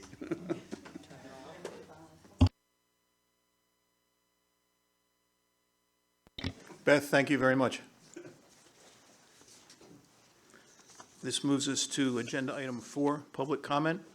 Before I call people up to the table here, I'd like to make just a few comments about what we've heard so far tonight. First, we have a full house here tonight, and the board and I thank each of you for attending the meeting. I want to take a moment to comment on the issues related to some of the extreme student behaviors and disruptions at Ringing Rocks Elementary School. First, I want to be sure that our community understands that this school board and our administration are taking these issues really seriously. The administration has been in regular communication with this school board about the issues. We know the issues are complex. We know they're multi-layered. And the emotional and behavioral challenges that the students face are also complex and multi-layered, as are the solutions for addressing them. Student behaviors have been a challenge at Ringing Rocks for several years, and our administration has continued to respond. However, we know that when a problem persists, we must develop new and deeper solutions. And we believe that's exactly what our administration has been focused on doing over the last few months. Dr. Finnerty asked this board to approve additional staff members to support the teachers at Ringing Rocks, and the district has added a crisis counselor and 2 behavior specialists. The administration asked the teaching staff to collaborate on ways to restructure the school day to better manage student behavior. And the school has made a number of immediate changes and is continuing to work on more long-term changes.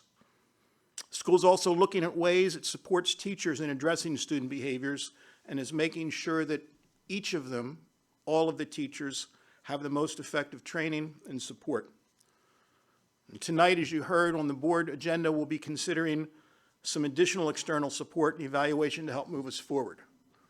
Dr. Lucas mentioned the proposal we have on the board agenda from Global Special Education Associates, GSEA, who is a national firm, and that is on the agenda for the board to vote on moving forward with tonight. In addition, at the last board meeting, there were some recommendations the board take separate action to do an assessment of things that are going on. Really, at the initiative of our Vice President, Bill Thompson, and me, we reached out to the Montgomery County Intermediate Unit, who is well known for their excellence in special education, and talked to them about their willingness, their availability, and surely we knew they had the competence to do an assessment. That's on the agenda for tonight also, and we'll be voting on that to move forward with that as a board-initiated assessment and what's going on that we believe will complement some of the district-initiated assessments. Again, they're not simple issues. We know that the solutions take some time and they're not overnight fixes. But we're not going to be satisfied until we have solutions that are working. We believe our administration is fully invested in continuing to collaborate with our education association as we work through these issues. Dr. Finnerty has requested another detailed meeting with the teacher leaders at Ringing Rocks and across the district to review the plans underway, to assess our progress, and to discuss new ideas. We as a board look forward to the outcome of that meeting. I think we all want the same outcome for Ringing Rocks, for students to be appropriately supported, for everybody to be safe, to learn, to grow, and to feel really great about their school environment. We're interested in listening to you, our school community, and we have a number of people signed up to provide public comments this evening. We're going to follow official business meeting protocol, which limits the comments to 2 minutes in length. And while I don't like to cut people off, as you saw at our last meeting, we ask that you be mindful of this 2-minute time limit. You're more than welcome to submit additional comments through email to the school board and to the administration. And I know that our superintendent, Dr. Finnerty, is very willing to have a phone call or a meeting with any member of our school community. And he already has reached out to parents who spoke at the last meeting to see if he could learn more about their concerns. I'm also happy to speak with any member of our school community. We ask that you please maintain civility in your comments and try to avoid personal comments about specific students or specific staff. And like most public school boards, it's our practice not to engage in back and forth conversation during public comments. At times we've done so here and there, but we're going to follow our protocol tonight of a formal board meeting in which the board listens, but generally does not respond to public comments. This does not mean we don't care. It does not mean we're not interested. It does not mean we don't hear you. Again, thanks to each of you for being here tonight. I'd like to see this kind of attendance at every board meeting. Thank you for understanding we must work together to address these issues, and doing that is the only way we'll truly grow together as an effective school community. With that, I turn to our public comment, and the first, hopefully, is still here. Amanda Kozampel? Kozampel? Come on up, Amanda, and you get to speak on a microphone. And Amanda, again, if you just restate your name, let us know the township you're from, and then, yes, this microphone here. And as best you can, Amanda, please limit your comments to 2 minutes.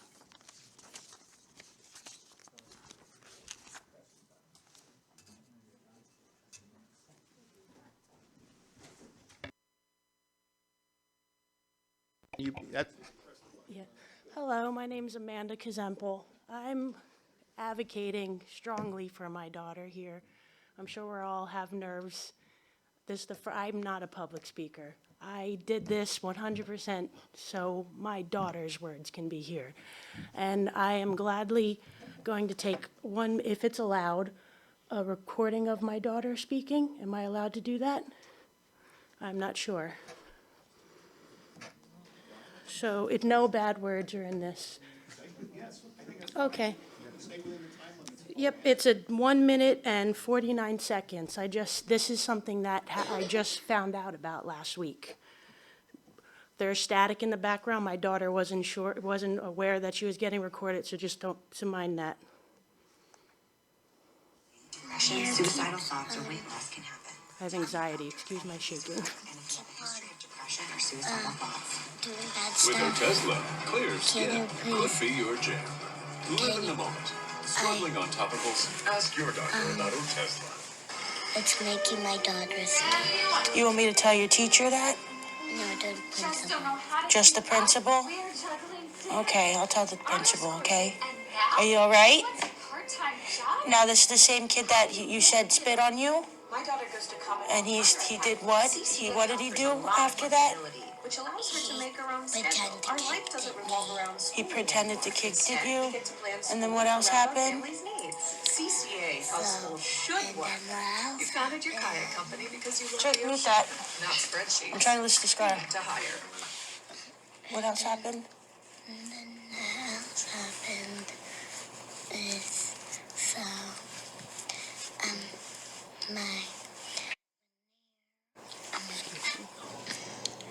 was under the tables after, and he was,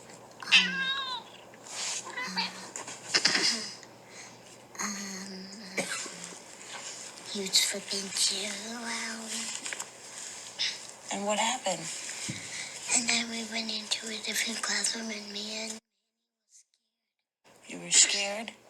Okay, I just will pause that there. More details, and again, I know confidentiality, but my daughter, she is one of the students that does not fully, she's in the process of getting an IEP and all of that, and she gets special help and gets taken out of the classrooms for that. My daughter is not your typical tablet baby. She is not, watches TV. We are church-going people, we're very adamant of keeping the innocence of my children. I have 2. My daughter's 6, my son is 9. He went to Ring and Rock since kindergarten, and he had a few issues that were never addressed fully. Now this year, I do feel like the principal is helping with listening to what is going on. But the problem is, what is happening is the kids that are having these disruptive behaviors, they are getting help. And what I feel like at the expense of the children that are not doing things. My child, 5 times in the last 2 weeks, had to be evacuated out of her classroom because of disruptive behaviors. Not by one, by 2 different students in her classroom. Come to find out, the student was put into my daughter's classroom. And I am not okay with desensitizing my daughter this way. I am so adamant on making sure her innocence is protected. I expect when she goes to school, the advocates are her classroom, and it shouldn't be where she is now suffering because other students' behavior. I get kids can be kids. I was one of those kids. My son was one of those kids. I get that. And it takes a community, it takes us all to actually have our voice and say things, but this is enough to where I'm afraid that something will not saying it will, might happen to my daughter. For what? Why am I putting my daughter in harm's way? I've talked to K-12 school, considered homeschool. My daughter hasn't been in school for 3 days because I am concerned of her safety in her classroom. And even in those 3 days she wasn't there, her classroom had to be evacuated. This is extremely concerning to me. She is a 6-year-old. She's not your typical kid. She is a 6-year-old little girl that does not have to be scared, saying I'm crying because there's people in my classroom making me afraid. And that's my biggest concern, is her safety, and what are we doing for the students that are not causing the disruptive behavior. I understand there is disruptive. We all have been kids, but what are we doing to protect the non-violent, the non-disruptive, those children? And that's all I really have to say on the matter. Thank you for having me here today, guys. Amanda, thank you, and thank you for staying to make the comment. I know you were hoping to leave earlier than Yeah, this. I was able to situate my son, so it was okay. Thank you Appreciate so you much. rearranging your time. All right. Thank you. Thank you, everyone. Ruben Bizio? Robert. Robert Bizio. It's all right, it was close. What's that? You can call me Ruben. Okay, Ruben.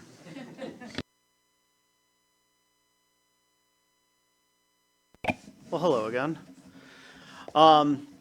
So I'm here today, I appreciate. Can you state your township? Sure. Your name and your township, please. Robert Biggio, and Upper Pottsgrove Township. Sorry, I'll be here all night.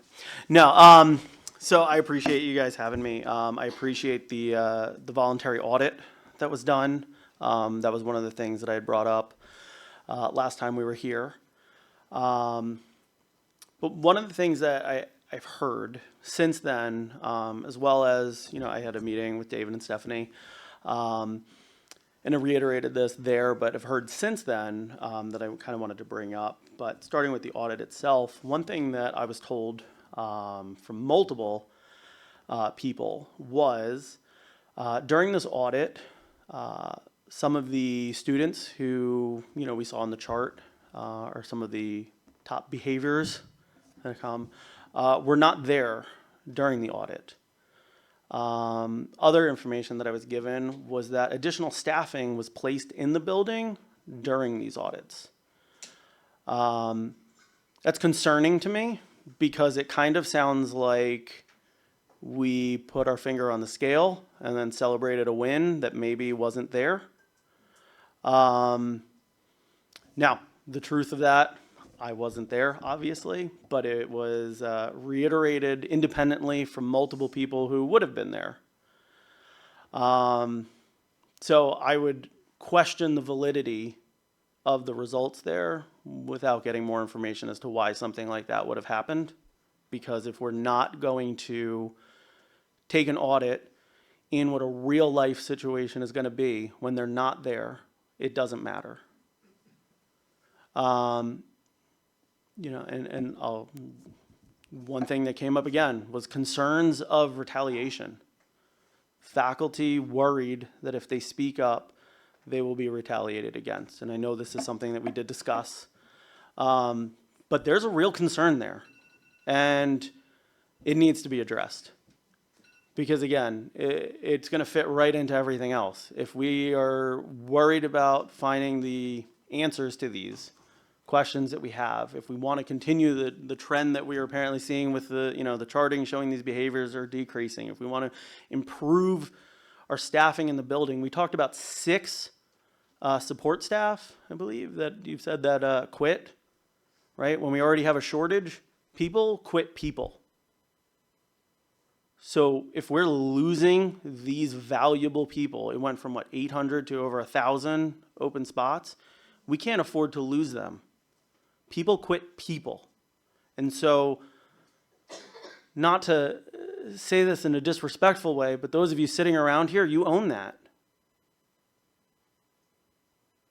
And that needs to change, because nothing's going to change until we support the people in the building and we get those things changed. If there's a concern of retaliation, whether that's real or not, of what it's going to happen, right? I'm not here to say that that is a real thing that's going to happen or not, but if there's a real concern about it, then the feedback that comes from meetings with administration, the feedback that they're giving has no value if they don't feel that it is a safe environment for them to be able to stress those things. And we need to get to the root cause of that, because I think that that will also be tied into why we're seeing some of the staff leave that we've had. You know, they're not quitting the job forever. They're going other places and doing it. And we need to keep them here. We need to support them, and we need to continue that so we can support the students that we have who are facing some scary things for 6-year-olds, 5-year-olds, 7-year-olds to be going through. I wouldn't want to face the things that they're dealing with every day. None of you want to face that either. And I know you're taking it serious, but there's other things that we need to be looking at as well. And if we're going to continue having audits, we need to address why they're not being reflective of what a typical day looks like. And we need to address why staff might not feel comfortable giving honest opinions of what's going on. Thank you. I'm not really good at stopping you after 2 minutes. It's all right. I wasn't going to stop anyway, so we're good. I got that sense from you, Robert. We worked well. Again, Ruben Bishia? No. Yes. I just wanted to say to everybody else, when the timer goes off, please respect it. I didn't hear, I'm Okay, sorry. I did this all through COVID and stuff too. I will start giving warnings at like 15 seconds if everyone can stay within. I mean, we're not going to cut you off, but, you know, we understand that you all have really important things to say, but we want to hear everything. I got it. Okay? Thank you. I Nope. appreciate it. Thank you. Again, Robert, thank you. Brianna Robinson.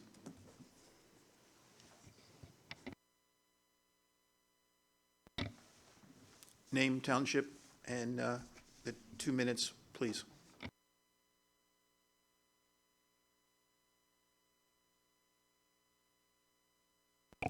Brianna Robinson. I live in Lower Pottsgrove, and I work at Ringing Rocks.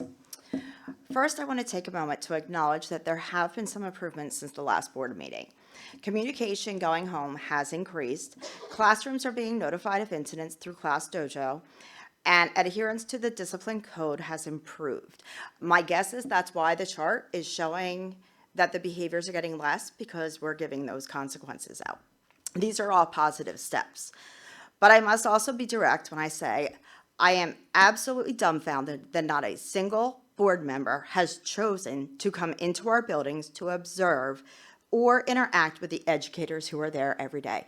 I brought this up 3 years ago when I came and spoke here. Instead, you continue to rely on secondhand reports, often from the same administration that has not always been transparent with you. That is not oversight. That is not accountability. It is evaluating without ever checking to see if what you are being told is true. So I ask, why? Is it a lack of care? A disbelief in the statements you've heard from staff and the families? Or simply a choice to remain comfortable with filtered information rather than confronting the reality in our classrooms? This lack of direct engagement leaves both staff and families questioning whether their voices are being heard. We have already seen how announced visits can distort reality on the day of the first safety audit. Many of our highest need students were absent and extra supports were placed in classrooms that are not normally present. Behaviors returned the next day. Announced visits do not provide an accurate picture. That is why we are asking for unannounced safety audits and unannounced board visits. Unannounced visits increase accountability, increase transparency, and ensure that what you see reflects the true daily experience of staff and students. Our educators are doing everything they can to support students, But we need a board that is willing to step into our schools, listen to its staff and families, and base decisions on reality, not filtered reports. You cannot lead a district by doubting the voices of staff and parents. You must walk through the doors of our schools and see the truth for yourselves. Thank you.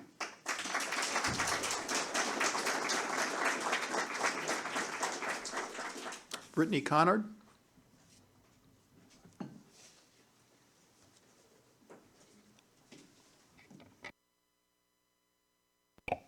Hi, my name is Brittany Connard. I live in Lower Pottsgrove Township, and I have a son who is currently at Ringing Rocks.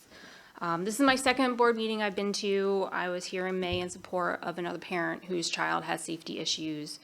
My husband spoke at the last meeting about our son, who within the first 2 weeks of the school year had a hands-on moment during recess. And I'm here today to continue that conversation with you guys about another incident that happened just last week after starting this new recess protocol. So I appreciate the initiative to try something, but recess continues to be the primary safety concern for my son, despite this new protocol.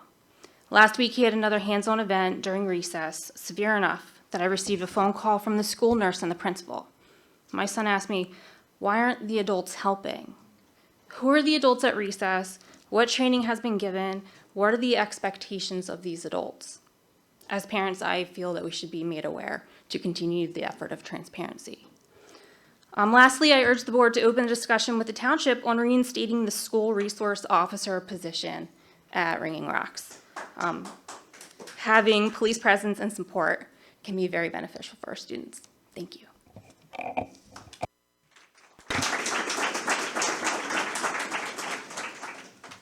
Brittany, thank you. Laura McCorkle.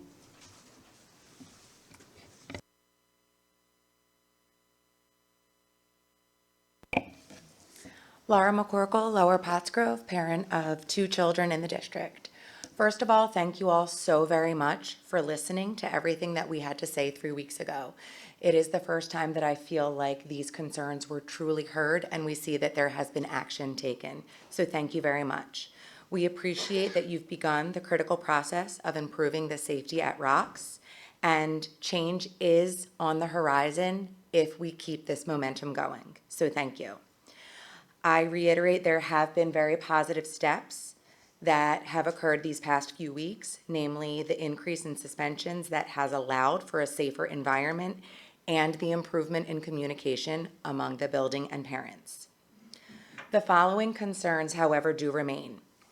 Dangerous incidents do continue, particularly at recess. There have been physical altercations, including just this past 2 weeks, one child being strangled and another punched in the chest while trying to help his friend while being strangled. Another concern is the audit that occurred the other week from the Montgomery County Department of Public Safety. I was also informed that several students happened to be suspended on the day of this announced audit, and that additional staff that are not typically there were very strategically placed to provide additional support. This unfortunately did not provide an accurate representation of the daily ongoings at Rocks. Yet, this did reveal something important. Let's look at the positive. Those 2 strategies worked. That day was calmer and safer for everyone. This is clear evidence that continued suspensions and added staff presence does make a difference. This brings me to additional suggestions for continued improvement, many of which were mentioned already tonight. First and foremost, please listen to your teachers. They should not be afraid to speak out about what's really happening. They see it every day. Please continue to suspend for any accounts of violent behavior. We need to be zero tolerance. Continue outside safety observations that are not announced to anyone in the district, so it can be a true representation. Duty aides and substitutes must receive explicit training and clear protocols to follow for when serious behaviors occur. We need more trained staff positioned near known aggressive students at all times, both during structured and unstructured time, which may include hiring outside companies. And I would also say that it is important to include a school resource officer at Rocks to add additional support and police presence to be invaluable for both prevention, safety, and response. Thank you all very much for your time. Thank you, Laura. That is all that we had requesting public comment. Is there anyone else here that would like to make a comment? If you'd come up, please, and you just give us your name, township, and please stay within the 2-minute limit as best you can. I definitely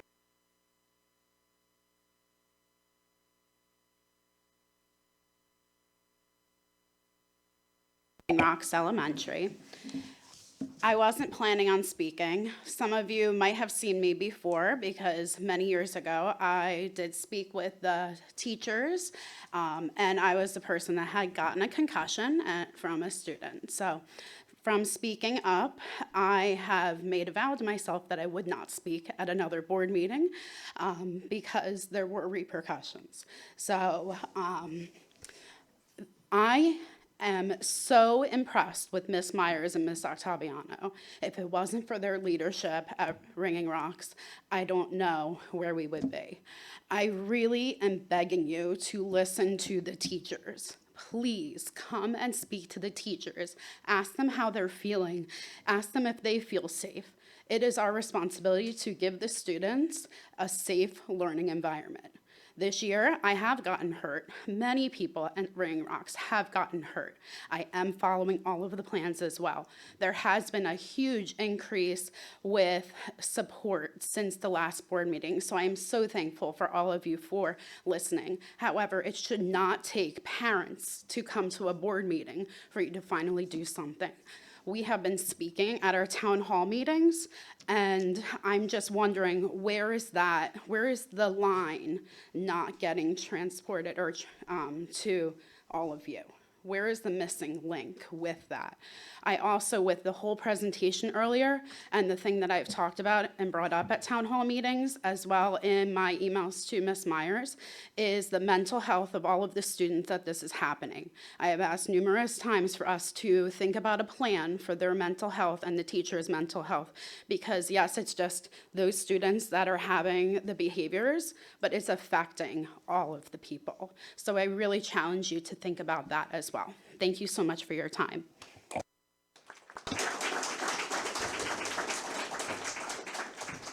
Thank you. Is there anyone else for public comment?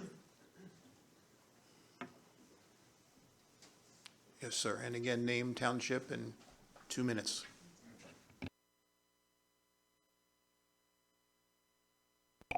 My name is Darius Clemens. I am Lower Pottsgrove Township. I also, too, have two students, two children that attend Ringing Rocks and one that attends the Lower Pottsgrove. I am alumni of Ringing Rocks. I graduated from Pottsgrove High School in 2003, and it is saddening and disheartening to be here at this meeting right now. The first thing that really stands out is the fact that you cited the extreme behavior of these children.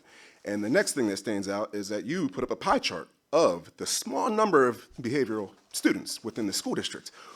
Why is this so challenging if it's that small of a number? My kids are frightened, scared. My kids that I coach, and I coached multiple seasons, they are scared. And, you know, I came to you guys, I came with a solution, I did. And on top of me coming with a solution, I still find that they're touting these numbers and these percentages that seem to be very, very difficult to get under control. Again, if there is that small of a percentage of students that are behavioral, then why is it so hard to get it under control? Riddle me that. I see and talk to a lot of people within this community. Your teachers are upset, your teachers are sad, your teachers want to leave, but they can't because they would feel like they're abandoning students as well as fear of repercussion, okay? I am here. I offered my help, my assistance. I plan on attending recesses, but at the end of the day, you know, we're not looking for an underlying cause of why these children are behaving like this. In fact, it seems as if, after hearing everything tonight, that it's almost covered up in a sense that you put extra help within classrooms on days that they were suspended for these audits. Ruben, Robert, however you want to say it, I'm with you. That sounds exactly like a cover-up, and that is not okay by any stretch of the imagination. if it is a small amount of students that are displaying behavior that does elicit the idea that there's potential abuse at home, why are we not keeping those students safe either? You can call CPS, and they can actually do something about the safety of these children causing this behavior. And CPS is Child Protective Services, by the way. Thank you, guys.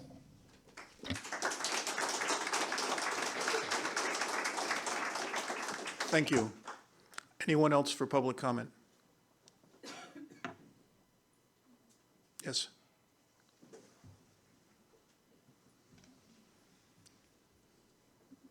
Name, township, 2 minutes.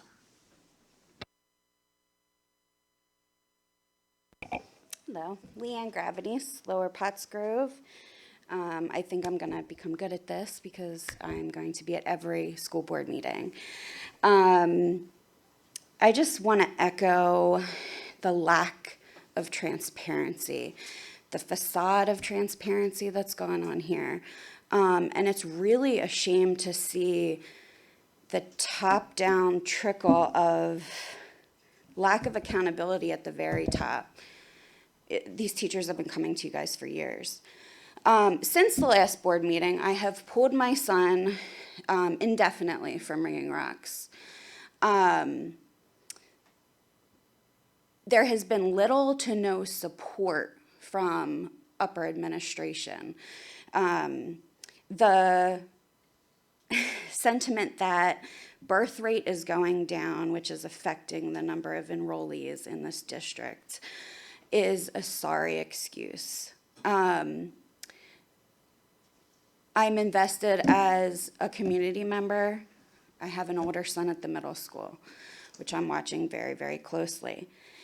And I know we're focused on Ringing Rocks, but this is a whole district-wide systems issue.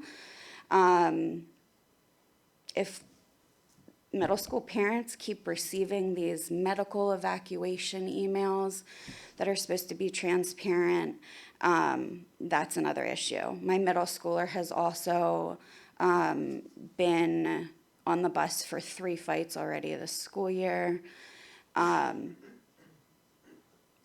It's a real concern that the ongoing lack of accountability and transparency is not there.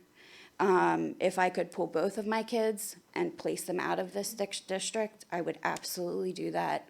I would have done that weeks ago. My child's whole affect has completely changed since placing him in a different school. He was very upset to say goodbye to his teacher.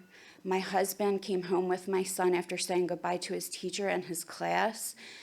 The kids were in tears, my husband was in tears. It's not what we wanted, but we know that the teachers are not supported in Ringing Rocks. It has been made crystal clear to us, and as soon as I started doing more digging and the things that I found out, I can only imagine the magnitude of cover-ups that are going on in this district. And I really hope for the sake of all of the kids in this district that that changes. Thank you. Thank you. Anyone else for public comment? Yes, sir. Name, district, 2 minutes.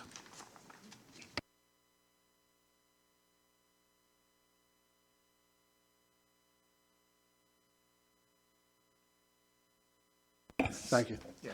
My name's Sean Linville, Lower Pottsgrove. I have 2 kids in the school district, 1 daughter in Ringing Rocks right now. On today, actually just today, my daughter's teacher was attacked by a student. What happened then is all the students were shuffled out of that room, put into another room for an indeterminate amount of time until that one student was calmed down enough so that they could bring all the kids back. That doesn't make sense to me. But not only did that happen today, but it happened on October 9th, October 8th, October 2nd, the 26th, and then who knows how many times before that, from before when we were getting the notices. I don't understand why we're disrupting 20-some-odd kids for at least an hour. By the time you move them out of the classroom into a temporary classroom where they're doing kumbaya or whatever because they're not doing schoolwork, and then taking care of that one child, and then moving them back into a classroom, getting settled down again to try to learn something. It's disrupting my child 100%. What's it doing for the one kid that's being disruptive? I don't know. I couldn't tell you. But my gut instinct is nothing, because there's really no repercussions.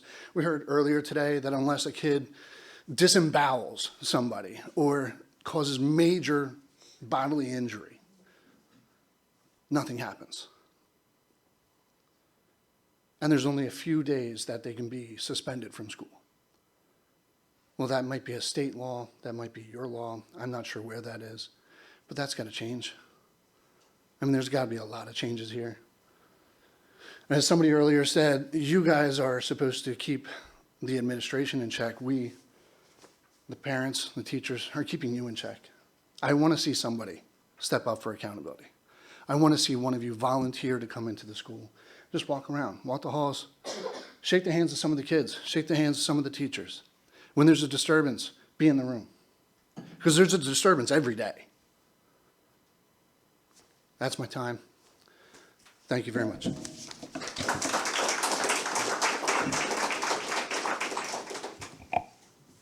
Thank you. Anyone else for public comment? Yes.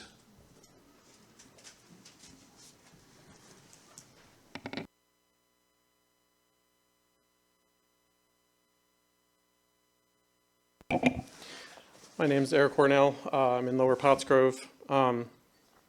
So I just want to say, I was at the last school board meeting, and I appreciate definitely some of the things I've heard. I appreciate that there definitely was an effort made to increase the transparency. I appreciate some of the things that were said, including by teachers regarding, the new principal who seems to be, very invested in what's going on. So I think those things are all very good, but I definitely think that one of the key things, my recommendation to you is to have maybe now more of a focus on accountability, similar to what the gentleman was just saying. There was a very lengthy presentation that was given here tonight. And one thing that I noticed about it was the explanations that were given for why they're having these problems all seem to be things that are out of your control.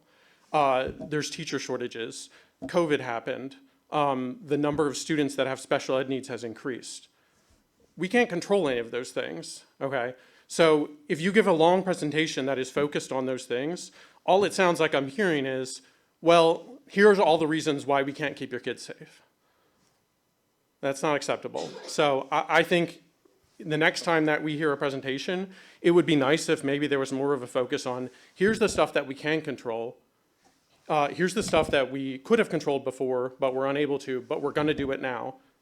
So that we can all feel better about the idea that, that things are actually changing. Because there's a lot of numbers that are being thrown out here, policies, hiring numbers.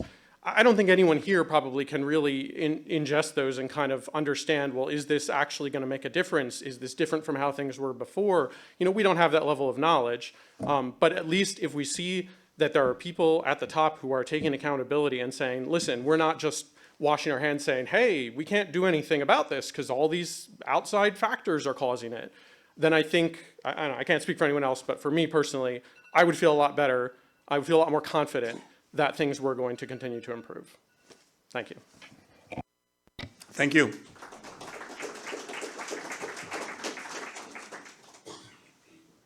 Anyone else for public comment? Yes, ma'am.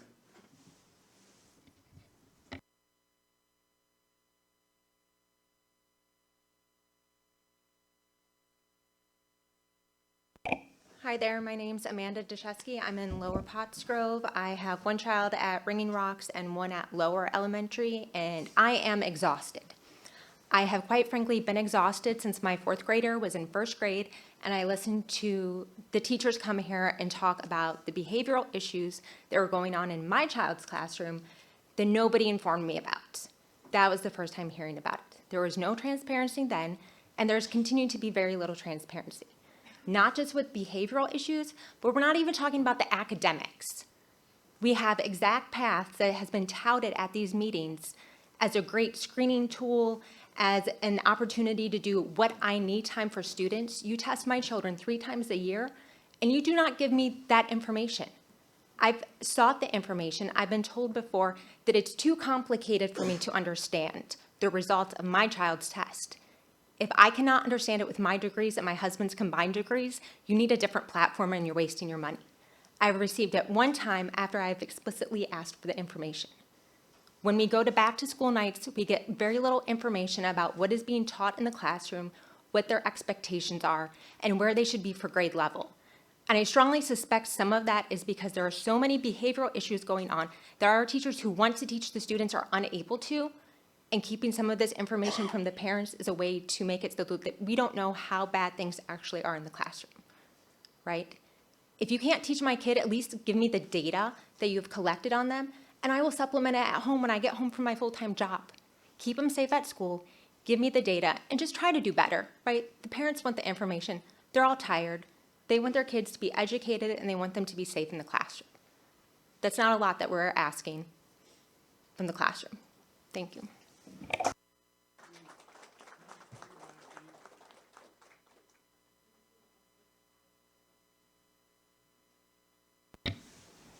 Thank you. Anyone else?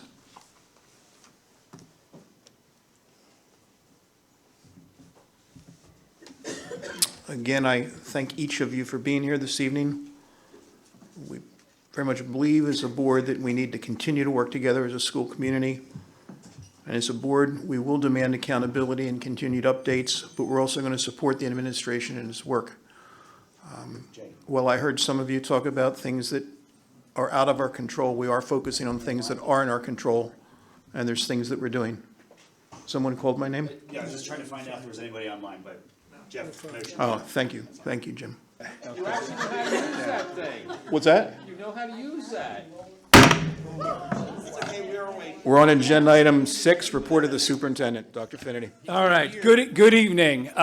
Two things. One is probably not even a thing anymore because I see Mr. Onspach in the back. But what I wanted to do was announce that starting at 7 o'clock today, our girls volleyball team was taking on the number one ranked Springford, right? Springford girls volleyball team. And how did we do? All right. Yes. Yeah. Yeah. Yeah. Very, very proud of Coach Reinhardt and the girls. And I'm sorry I couldn't be there today. Another announcement I'd like to make. I just learned about right before the start of the meeting, and seeing as he's here, I thought I would call on him. Mr. Seth Horry has an announcement that he would like to share with our community. Or would you like me to share it for you, Seth?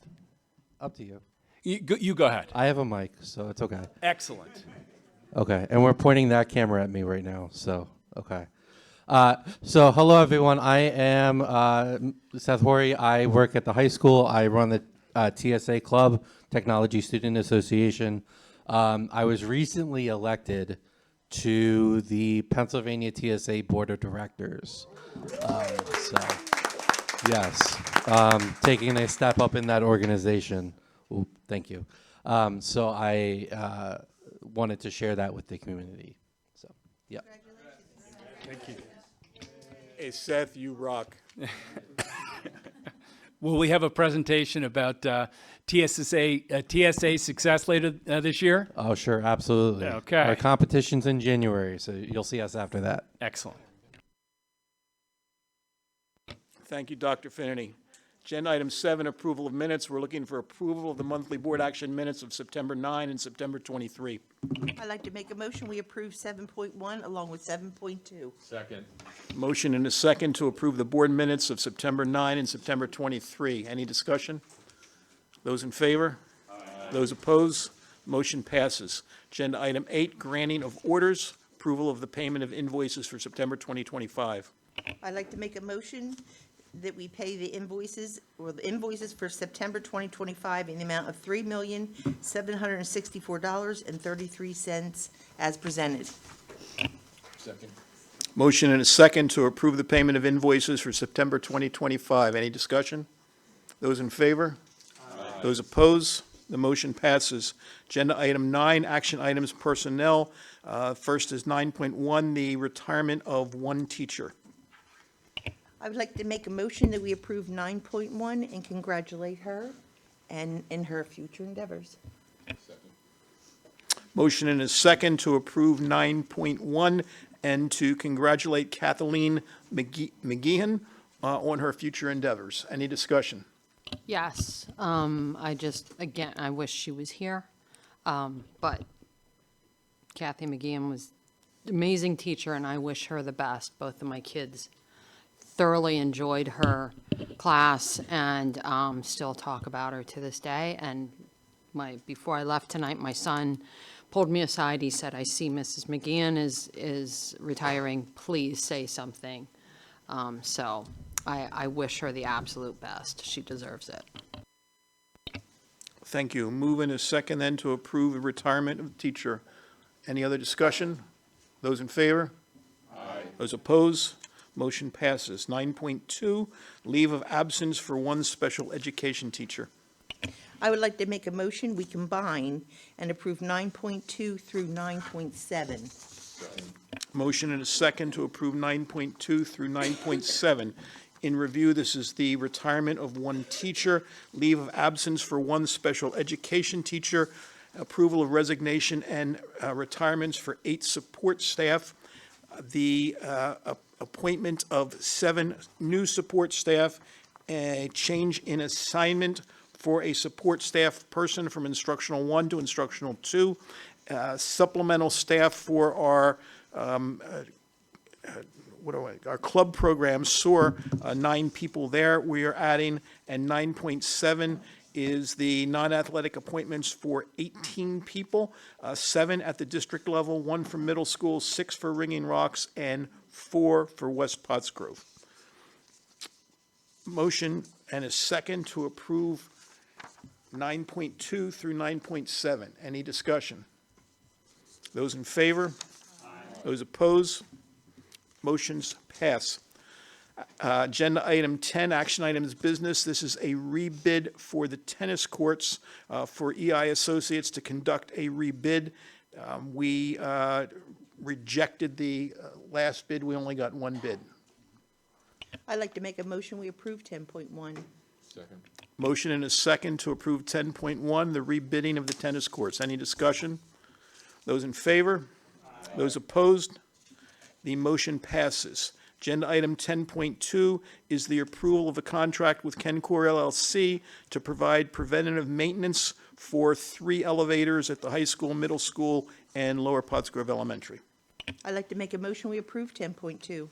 Second. Motion and a second to approve the contract 10.2 for the elevator preventative maintenance. Any discussion? Those in favor? Aye. Those opposed? The motion passes. 10.3, we have received a donation of 3 violins and 2 violas for the music program at the high school. This is a motion to approve those donations. I'd like to make a motion, we approve 10.3. Motion and a second to approve 10.3, the donation of 3 violins, 2 violas for the music program. Those in favor? Aye. Those opposed? The motion passes. 10.4 is, agenda item 10.4 is the approval of a contract with Global Special Education Associates to provide an assessment of the special education services in the district. I would like to make a motion, we approve 10.4 along with 10.5. Motion and a second to approve 10.4 and 10.5. As I said, 10.4 is the contract with Global Special Education Associates. 10.5 is the audit from the Montgomery County Intermediate Unit, which, as I said before, was board-initiated, really pushed with Bill and some help from me. Any discussion on either of these 2 items? I do. I was just looking at, I sent everyone some information, just kind of comparing the 2 reviews. We're clear that the cost for the GSCA is $5,000, roughly $5,000, and the one for the MCIU is less than $2,000, or? So to be clear, the SEA is 5,000, but it includes some travel, some potential travel, because this is a national organization.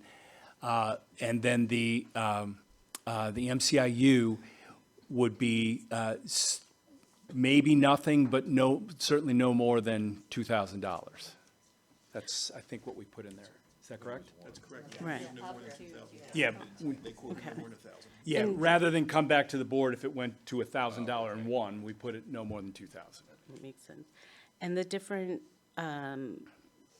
differences between the MCIU review and the GSEA one.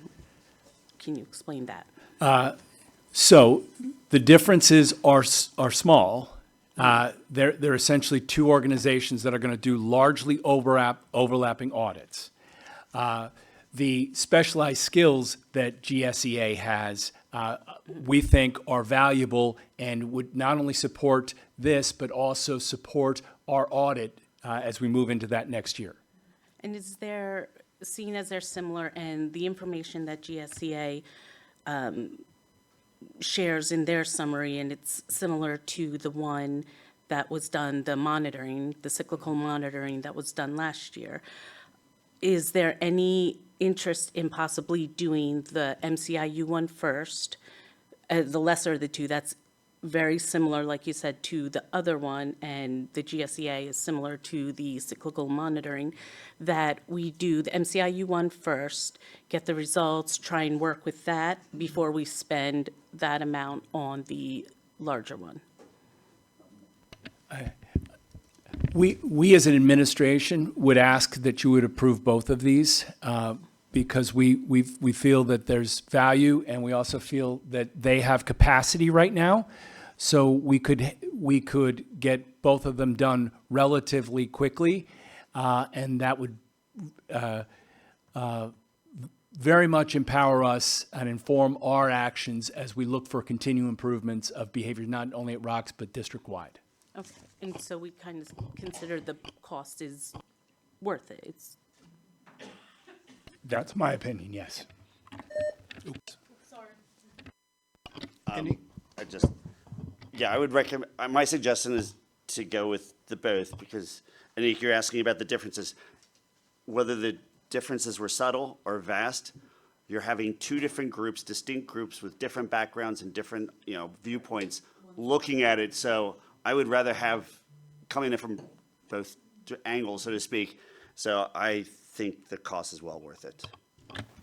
Yeah, I'm just going to piggyback off what Jim said and second that. I mean, given the relative investment, which is fairly low in my opinion, and given the concerns that have been expressed by our school community over the last, or district community over the last few weeks, I see no reason why we shouldn't try to collect, as much independent information as possible. Obviously, there's a limit to what we can discern and process, but I don't think we really hit that with two assessments here. And I'd also like to harken back to, I believe Anne Marie stated that you had asked for this last year previous for a third-party assessment or audit. And I think this year is when you are going to be reevaluating your special education plan. So I think having, more information than not, especially on a global or national level, can only aid in refining that plan further. So that is really, that along with the community concerns and everything is really what's guiding my decision. Is there a benefit to having the, it is on, but we have to share a mic, so. Red light's on, The but red not light's on on, here. but nothing's working. Is there a benefit to having the MCIU one done first rather than concurrently, to be able then, for that global company to then come in and review and say, okay, here's where your challenges are, versus doing them at the same time? Do you see what I'm saying? Yeah, I do think that's a fair question. The other thing is, if you do them at 3 months apart, are they giving two perspectives on the same situation, or are they giving? So it really is. I think there's no wrong decision. I do think getting two perspectives is worthwhile, and I do think, especially as we continue to work through all of the paperwork that goes with the audit and all of those processes, I think it's important. Right, I don't disagree that we should do it. I'm just saying for the timing wise, to do the MCIU first, get those results, and then pull the national one. Well, if I can, I hesitate to say this, but if one of the conversations that we're having is there are students whose needs exceed our abilities to provide them, and we do have to look at placement. The board is well aware that the costs of placement are very significant. That is anywhere from, on the low side, maybe 50, 60,000, on the high side, 150,000 per kid. So there's some cost there because there are some families that we're working with that may like, again, we don't predetermine these things, but there are families that we might not be able to meet the needs of the students now and might be looking at placement. So one of the things that I think we need to look at is getting informed people in here to look at the programs and the placements that we're making, because maybe it makes sense to look at investment as we can consider investment with our facilities. Does it make sense to make an investment in possibly creating a small district-run alternative school? Because as Anne-Marie, Dr. Lucas pointed out, and we have a lot of personal experience with it, it is difficult to find a placement that will accept the child. It's difficult to get to work with the parent to agree that this acceptance is in the best interest, because they're going to a school, frankly, they don't know the people. And if we had our own school, some districts do this, where they build a K-5 emotional support classroom that is separate, and you could the students that needed the intensive support would be in that building and then could be eased back into greater levels of inclusion. So these are things that we feel we have knowledge about, but we are very interested in people with experience in evaluating these things and being able to recommend things like that, because that's not a small investment. But that might be something, because placing students is not a small investment either. So having somebody that can work with us, look at our programming and say, you know what, this makes sense or it doesn't make sense, I think would be very helpful, because there's a lot of planning between where we are now and building our own school. So that's why I would like to have both of them in as soon as we can, so that we can, I mean, you heard in our finance and operations, anything that involves buildings or anything that involves anything takes a lot of time.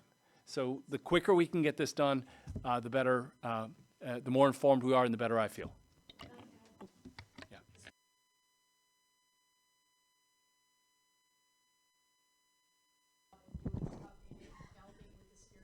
So timeliness is important here, and this group has told us by the end of November, they'll be out here prior to that, but they should be able to get us something by the end of November, so that, after the holidays, before we can start digging in and making changes and impacting things with the plan based off of that. So that's another piece of the timeliness of this. So ultimately, you're saying that we could be using this report not just to go over systemic things, but also to support the building of possibly another school, or prevent the higher costs later by placing students out? I think it would be a fair question for an organization like this that we bring in to give us a short and medium term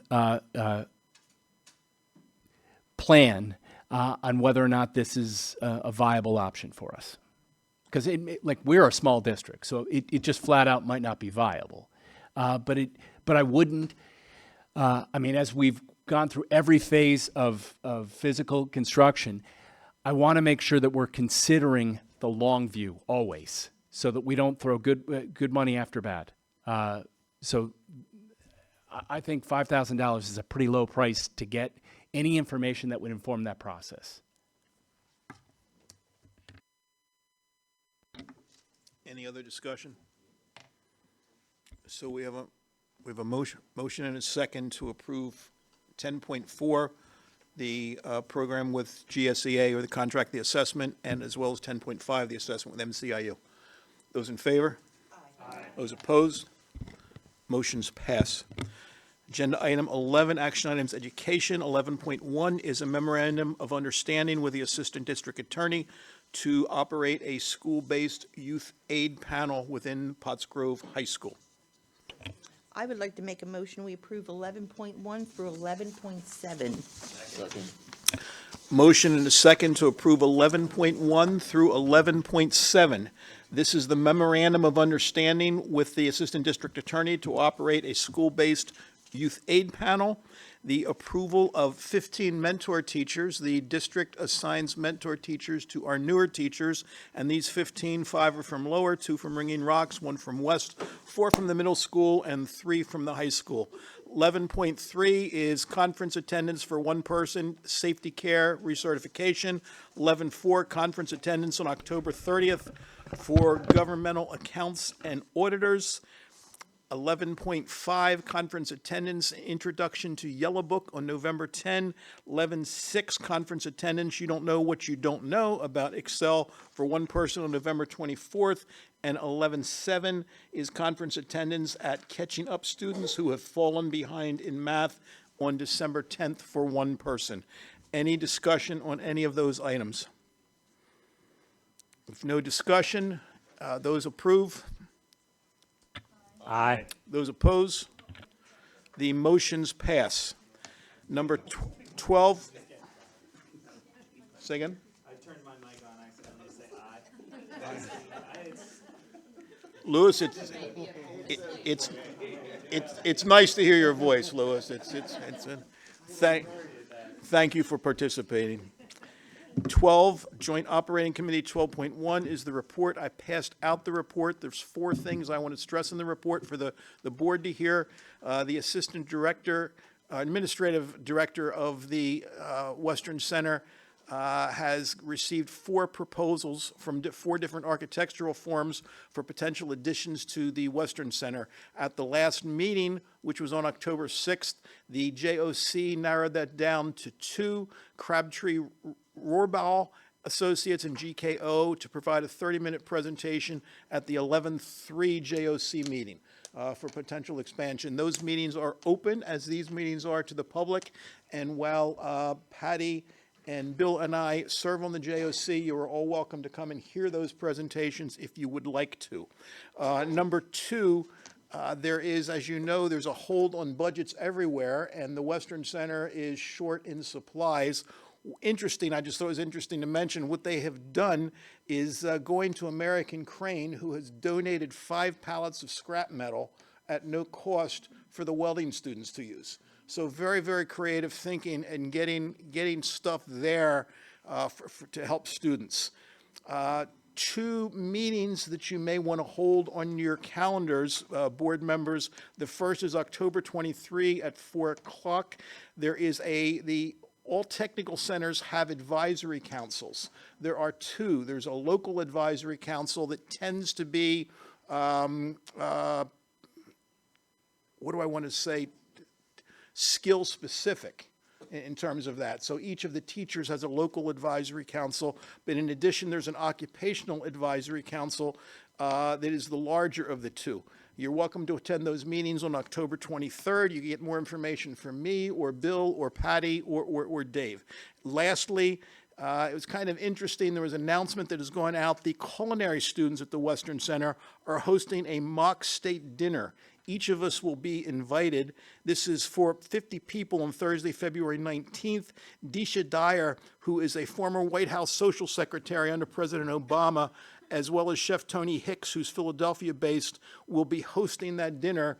And the focus here is teaching the culinary students at the Western Center not only about food preparation and service, but also cultural diplomacy, which is an interesting word.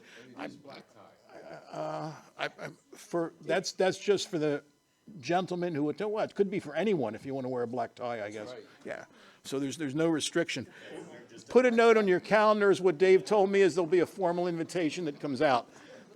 Patty, Bill, anything you want to add? Anything you want to add on the October 6th meeting? The only thing I'd like to add is we are looking into having student reps like we have here that are going to join us at our board. And unfortunately, because the budget hasn't been passed by the state, this is why it's really hitting hard at the Western Center, because it's not pencils and scissors and supplies like that. They need tools, they need metals, so it's really starting to hit us pretty hard. So pass that budget.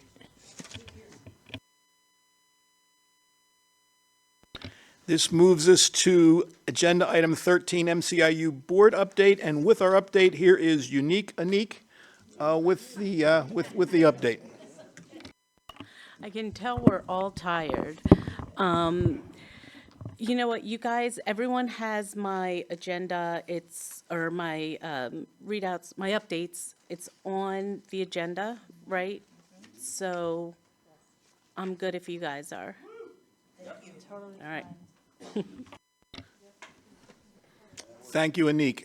Agenda item 14, the approval of the minutes of the Operations Finance Committee on September 9. I would like to make a motion, we combine 14.1 through 14.3. Second. Motion and a second to approve 14.1, the minutes of the Operations Finance Committee on September 9. 14.2, the minutes of the September 16 Athletics Co-Curricular and Community Relations Committee meeting, and 14.3, the September 16th Curriculum Instruction and Technology Committee meeting minutes. Any discussion? Those approve? Aye. Those oppose? The motions pass. Agenda item 14.4, the report from the Policy Committee meeting held on September 23rd. And there right. she is. Started us off this evening. I'll end us much more brief. So the policy committee met September 23rd. We looked at a number of different policies. First, we had some old business where we just talked about the organization of policy books moving forward. So we're going to change the organization of the books so that they align better with what the PSBA guidelines are, so we can be more efficient and effective with our with the policies that we review. And it's really some of the employee policies, books 300, 400, and 500. So the committee agreed to that, so now I'm working through those revisions and changes. And then we went through a series of different policies. Policy 122, extracurricular activities. Policy 102, academic standards. Policy 105, curriculum development. Policy 123, interscholastic athletics. All of those policies, we made changes based off of recommendations from PSBA to be in compliance with the law, some recent litigation and things like that. Finally, the last policy we looked at, we didn't change the policy at all. It was policy 918, Title I, Parent and Family Engagement. Rather, we looked at some of the attachments, and there were recommendations that PSBA made to the attachments in order for us to be compliant for federal programs. And it's really just about the transparency with your families and the ways in which you're engaging with Title I families, and then tracking and accountability for that. So those attachments will now be added to the policy book. So all of those policies are now under the 30-day review and will be coming to the board for approval shortly. And that is it for the policy committee. Thank you. Thank you, Dr. Lucas. That moves us to 15.1, new business. Ron, any new business?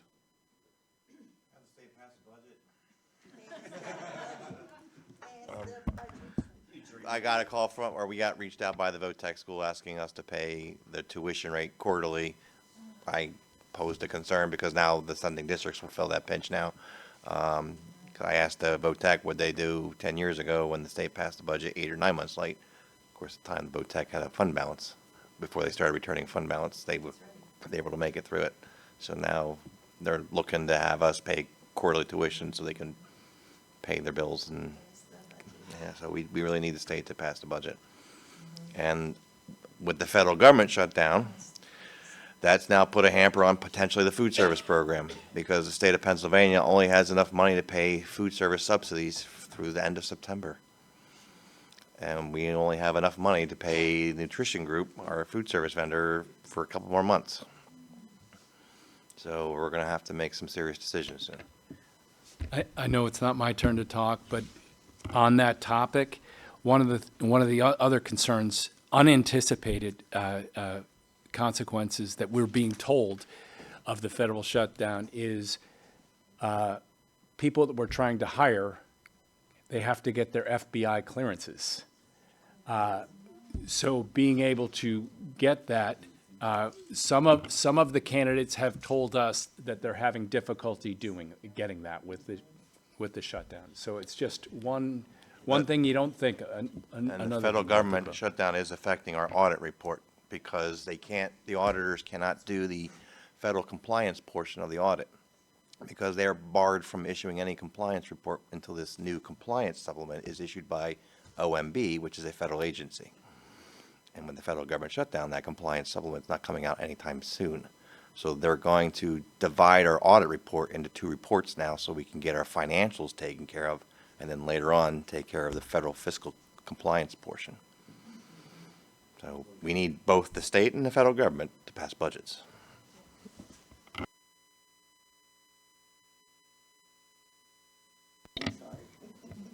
Thank you, Ron. Stacy, any new business? I just want to thank everyone that came and spoke tonight, in support of the staff as well as the principals at all the buildings. So just thank you. We want to hear from you. Thank you. Stace, Tanya, anything? I do. I second what you state, and also about the budget, absolutely, but on both accounts. But I did want to point out that I believe it was September 25th, I wanted to send a thank you to the West Pottsgrove Commissioners. We had a town hall, a meet and greet with them. It wasn't in massive attendance due to rain. However, we were well represented. I believe it was me, Anik, Patty, and our superintendent, Dr. Finnerty there. And we had a lot of great conversations with some of our representatives and a lot of great collaboration with the commissioners. And I think going forward, there was a lot of excitement and a lot of enthusiasm to continue working not just with them, but also other commissioners and local leadership. So I just wanted to share that and extend a thank you to them for inviting us.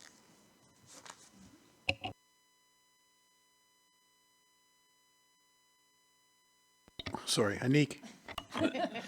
You must announce me.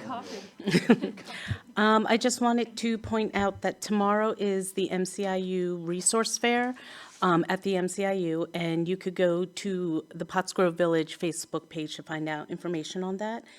And I believe Lower is having their trunk or treat this Saturday?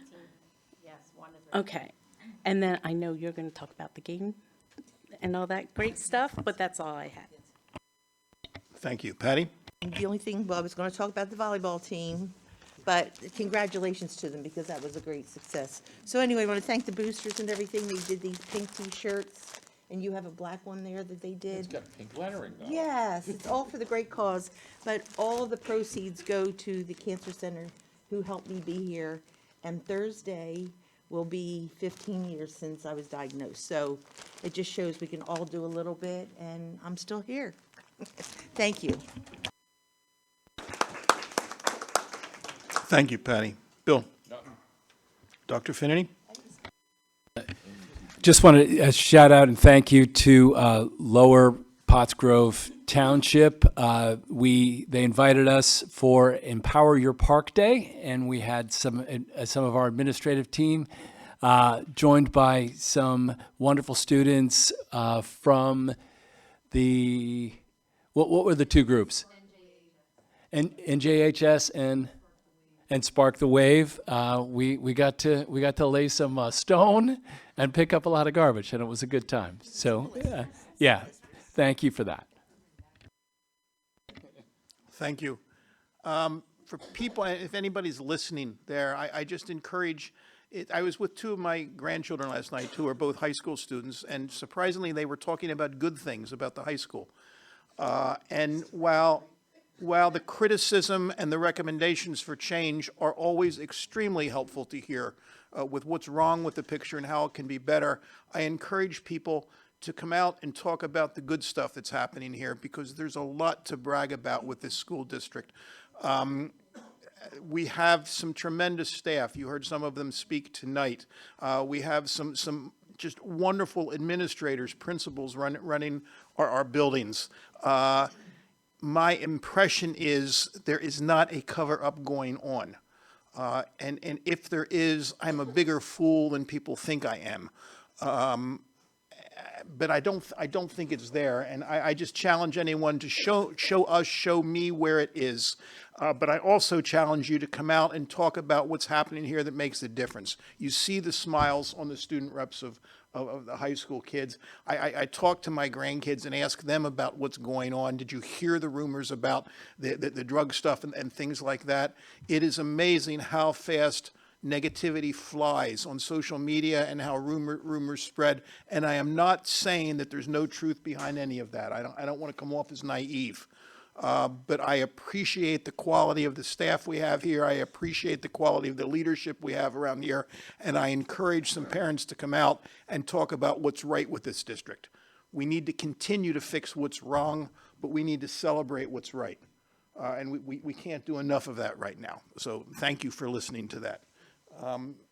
Ashley. Ashley is good. Jim. Jim is better than Ashley. Here comes Lewis again. I'm always going to take an opportunity to talk. Jay, I think you underestimate how big of a fool I think you are. No.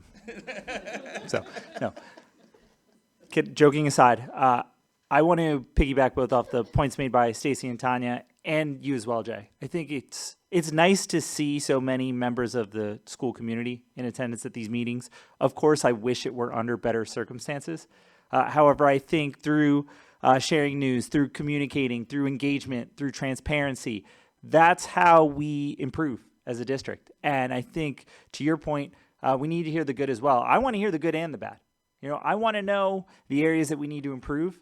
I want to hear about them, but I also want to hear about the things we're doing well. So I just encourage people to continue to stay involved, to continue to be engaged, and to all work together to improve the quality of the experience at this district.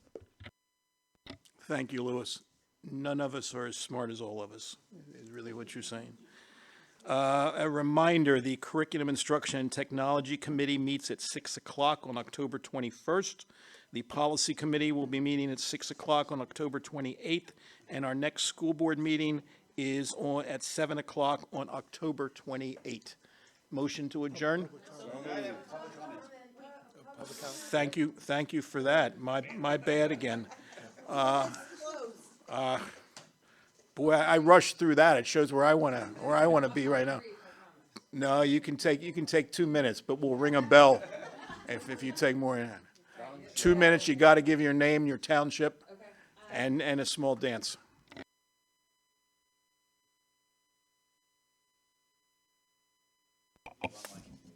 Hello, Stephanie Rowe.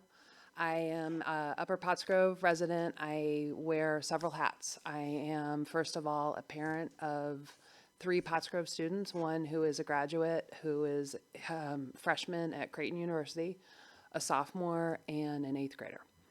I also have been employed with Pottsgrove School District since November of 2016.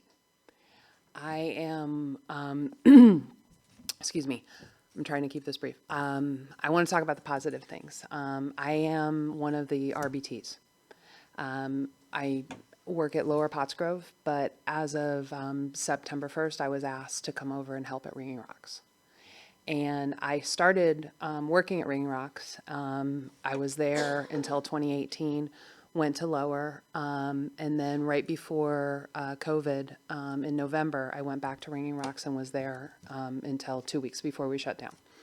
So I have a vested interest not only in, and all 3 of my kids went to Ringing Rocks.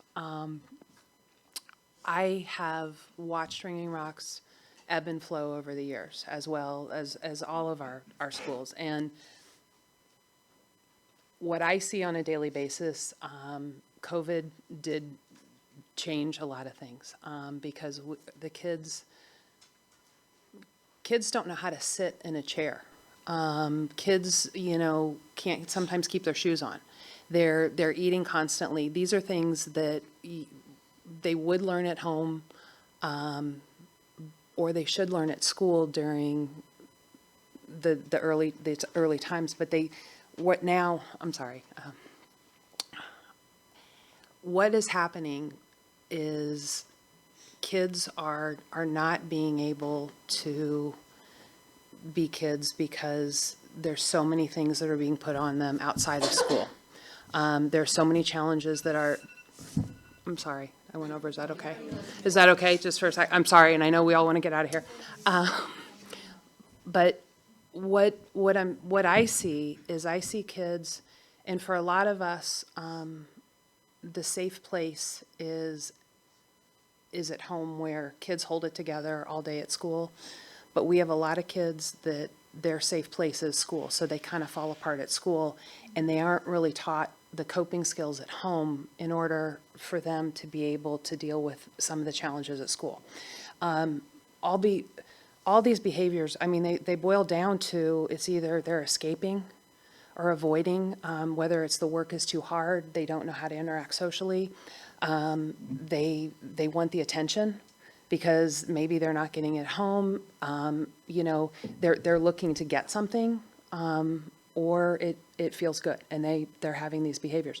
But as Dr. Finnerty said, as Dr. Lucas said, as Principal Myers said, all of these things are starting to be in place. We have the right people in place. There's now some phenomenal emotional support teachers that are there, that are in place.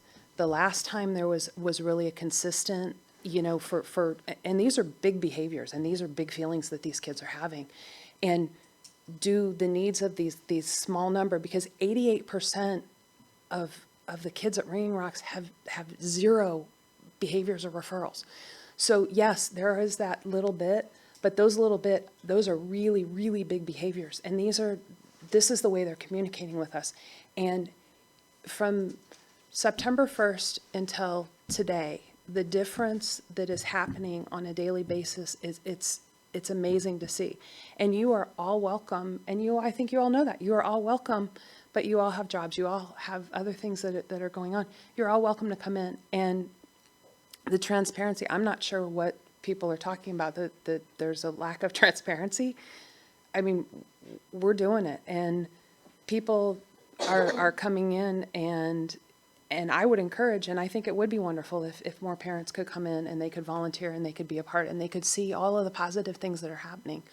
But it didn't get broken overnight, so it's not going to get fixed overnight. But every step we're making is a step forward.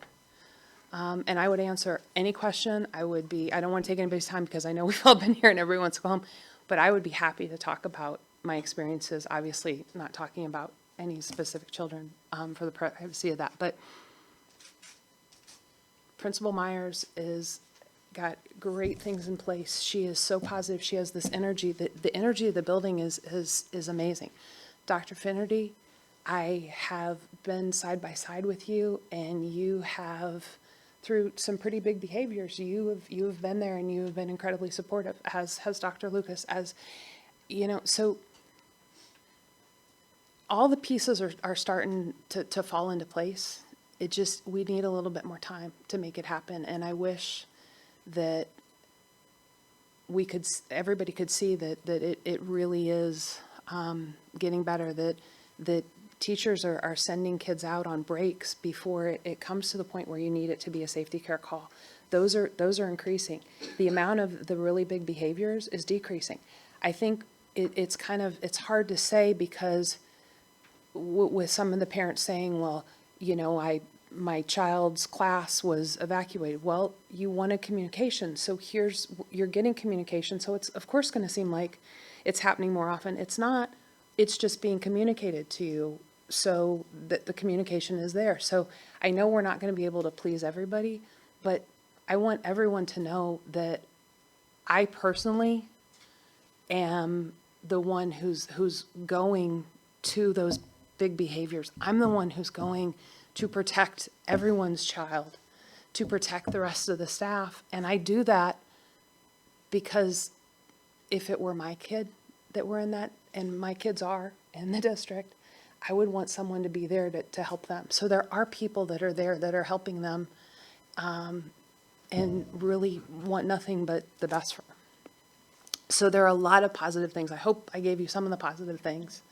And you could hear, because there are a lot of things. the staff is kind of, I think, buying into that we can move forward and we are going to move forward. You have phenomenal admin. I mean, you have from district to the building levels. I mean, I can't say enough about, I'm very much Pottsgrove proud as a parent and as an employee. And one last thing, and I won't say anything else. I have never once felt that I would be retaliated against if I spoke up. I just never thought it was appropriate because I wouldn't want someone talking about my kids and talking about things that you only get the little piece of, because as you know, as flat as a pancake is, it still has two sides. And, you know, without being able to see the entire picture, I've just never felt until this moment. And you, Jay, by you saying that you want to hear the positive things, there are a lot of positive things that are happening. You want to hear positive, there are. And I am very proud to be a part of Pottsgrove. So, thank you. Thank you. Any other public comment? Jeff? We have someone online? If you just give us your name, township you live in, and 2 minutes for the comments. Hi, I'm Jennifer Anusky, and I live in Lower Pottsgrove. I do just want to pick up with where she left off in saying that over the past few weeks, have I seen some improvements being made? Yes, I have physically been in the school and in communication with people in the school that can actually do something about my son's well-being. But I also just want to make it very perfectly clear that all credit needs to go to Mrs. Myers for leaving that open door. There has been now 2 years prior where all of these things could have happened, and this is not me kind of like living in the past, but I do just want to stress the importance of the fact that so much emphasis has been put on covering things up or for putting kind of a smoke screen around the issues that are really happening. And I think that there is still a long way to go, as there will be, and everybody understands that things will not happen overnight. But from the top down, there needs to be an understanding that there needs to be an accountability and somebody to say what we did didn't work. And we understand that and we know that. And nobody wants to hear what was done for years prior, because we can look at the things that Stephanie has put in place and is implementing right now and the conversations that she's having and welcoming us in. And instead of being told that, oh yes, we're going to have your son go speak to the school counselor as a result of this incident, to come to find out 2 years later that the first time that he had spoken to her was 1 week ago. So I want everybody to walk away from this knowing that any positive changes that have happened have been because Stephanie Myers came into this position being sold on who knows what. I was not in that conversation, but she has taken an absolute mess and is doing her best to clean it up, but it should not have been to this place at all. And the fact that there are things being done to manipulate stats and to, and if anybody knows anything about statistics, you can make a graph show whatever you want it to show. And this is not finance, it's our children's safety. And all of us need to have confidence in knowing that from the absolute top going down, that there's going to be a humility and an understanding to be able to say that it's okay to say we didn't do our best, but now we're going to. So that's my take on that. Thank you very much. 2 things back to you. One, we deeply appreciate you staying online until 10:16. Shows your commitment to this district. Thank you. Secondly, Mrs. Myers is in the audience and her heart just grew a little bit bigger. So thank you for your comments. Anything else online? No, Jeff. Motion to adjourn? Meeting is adjourned.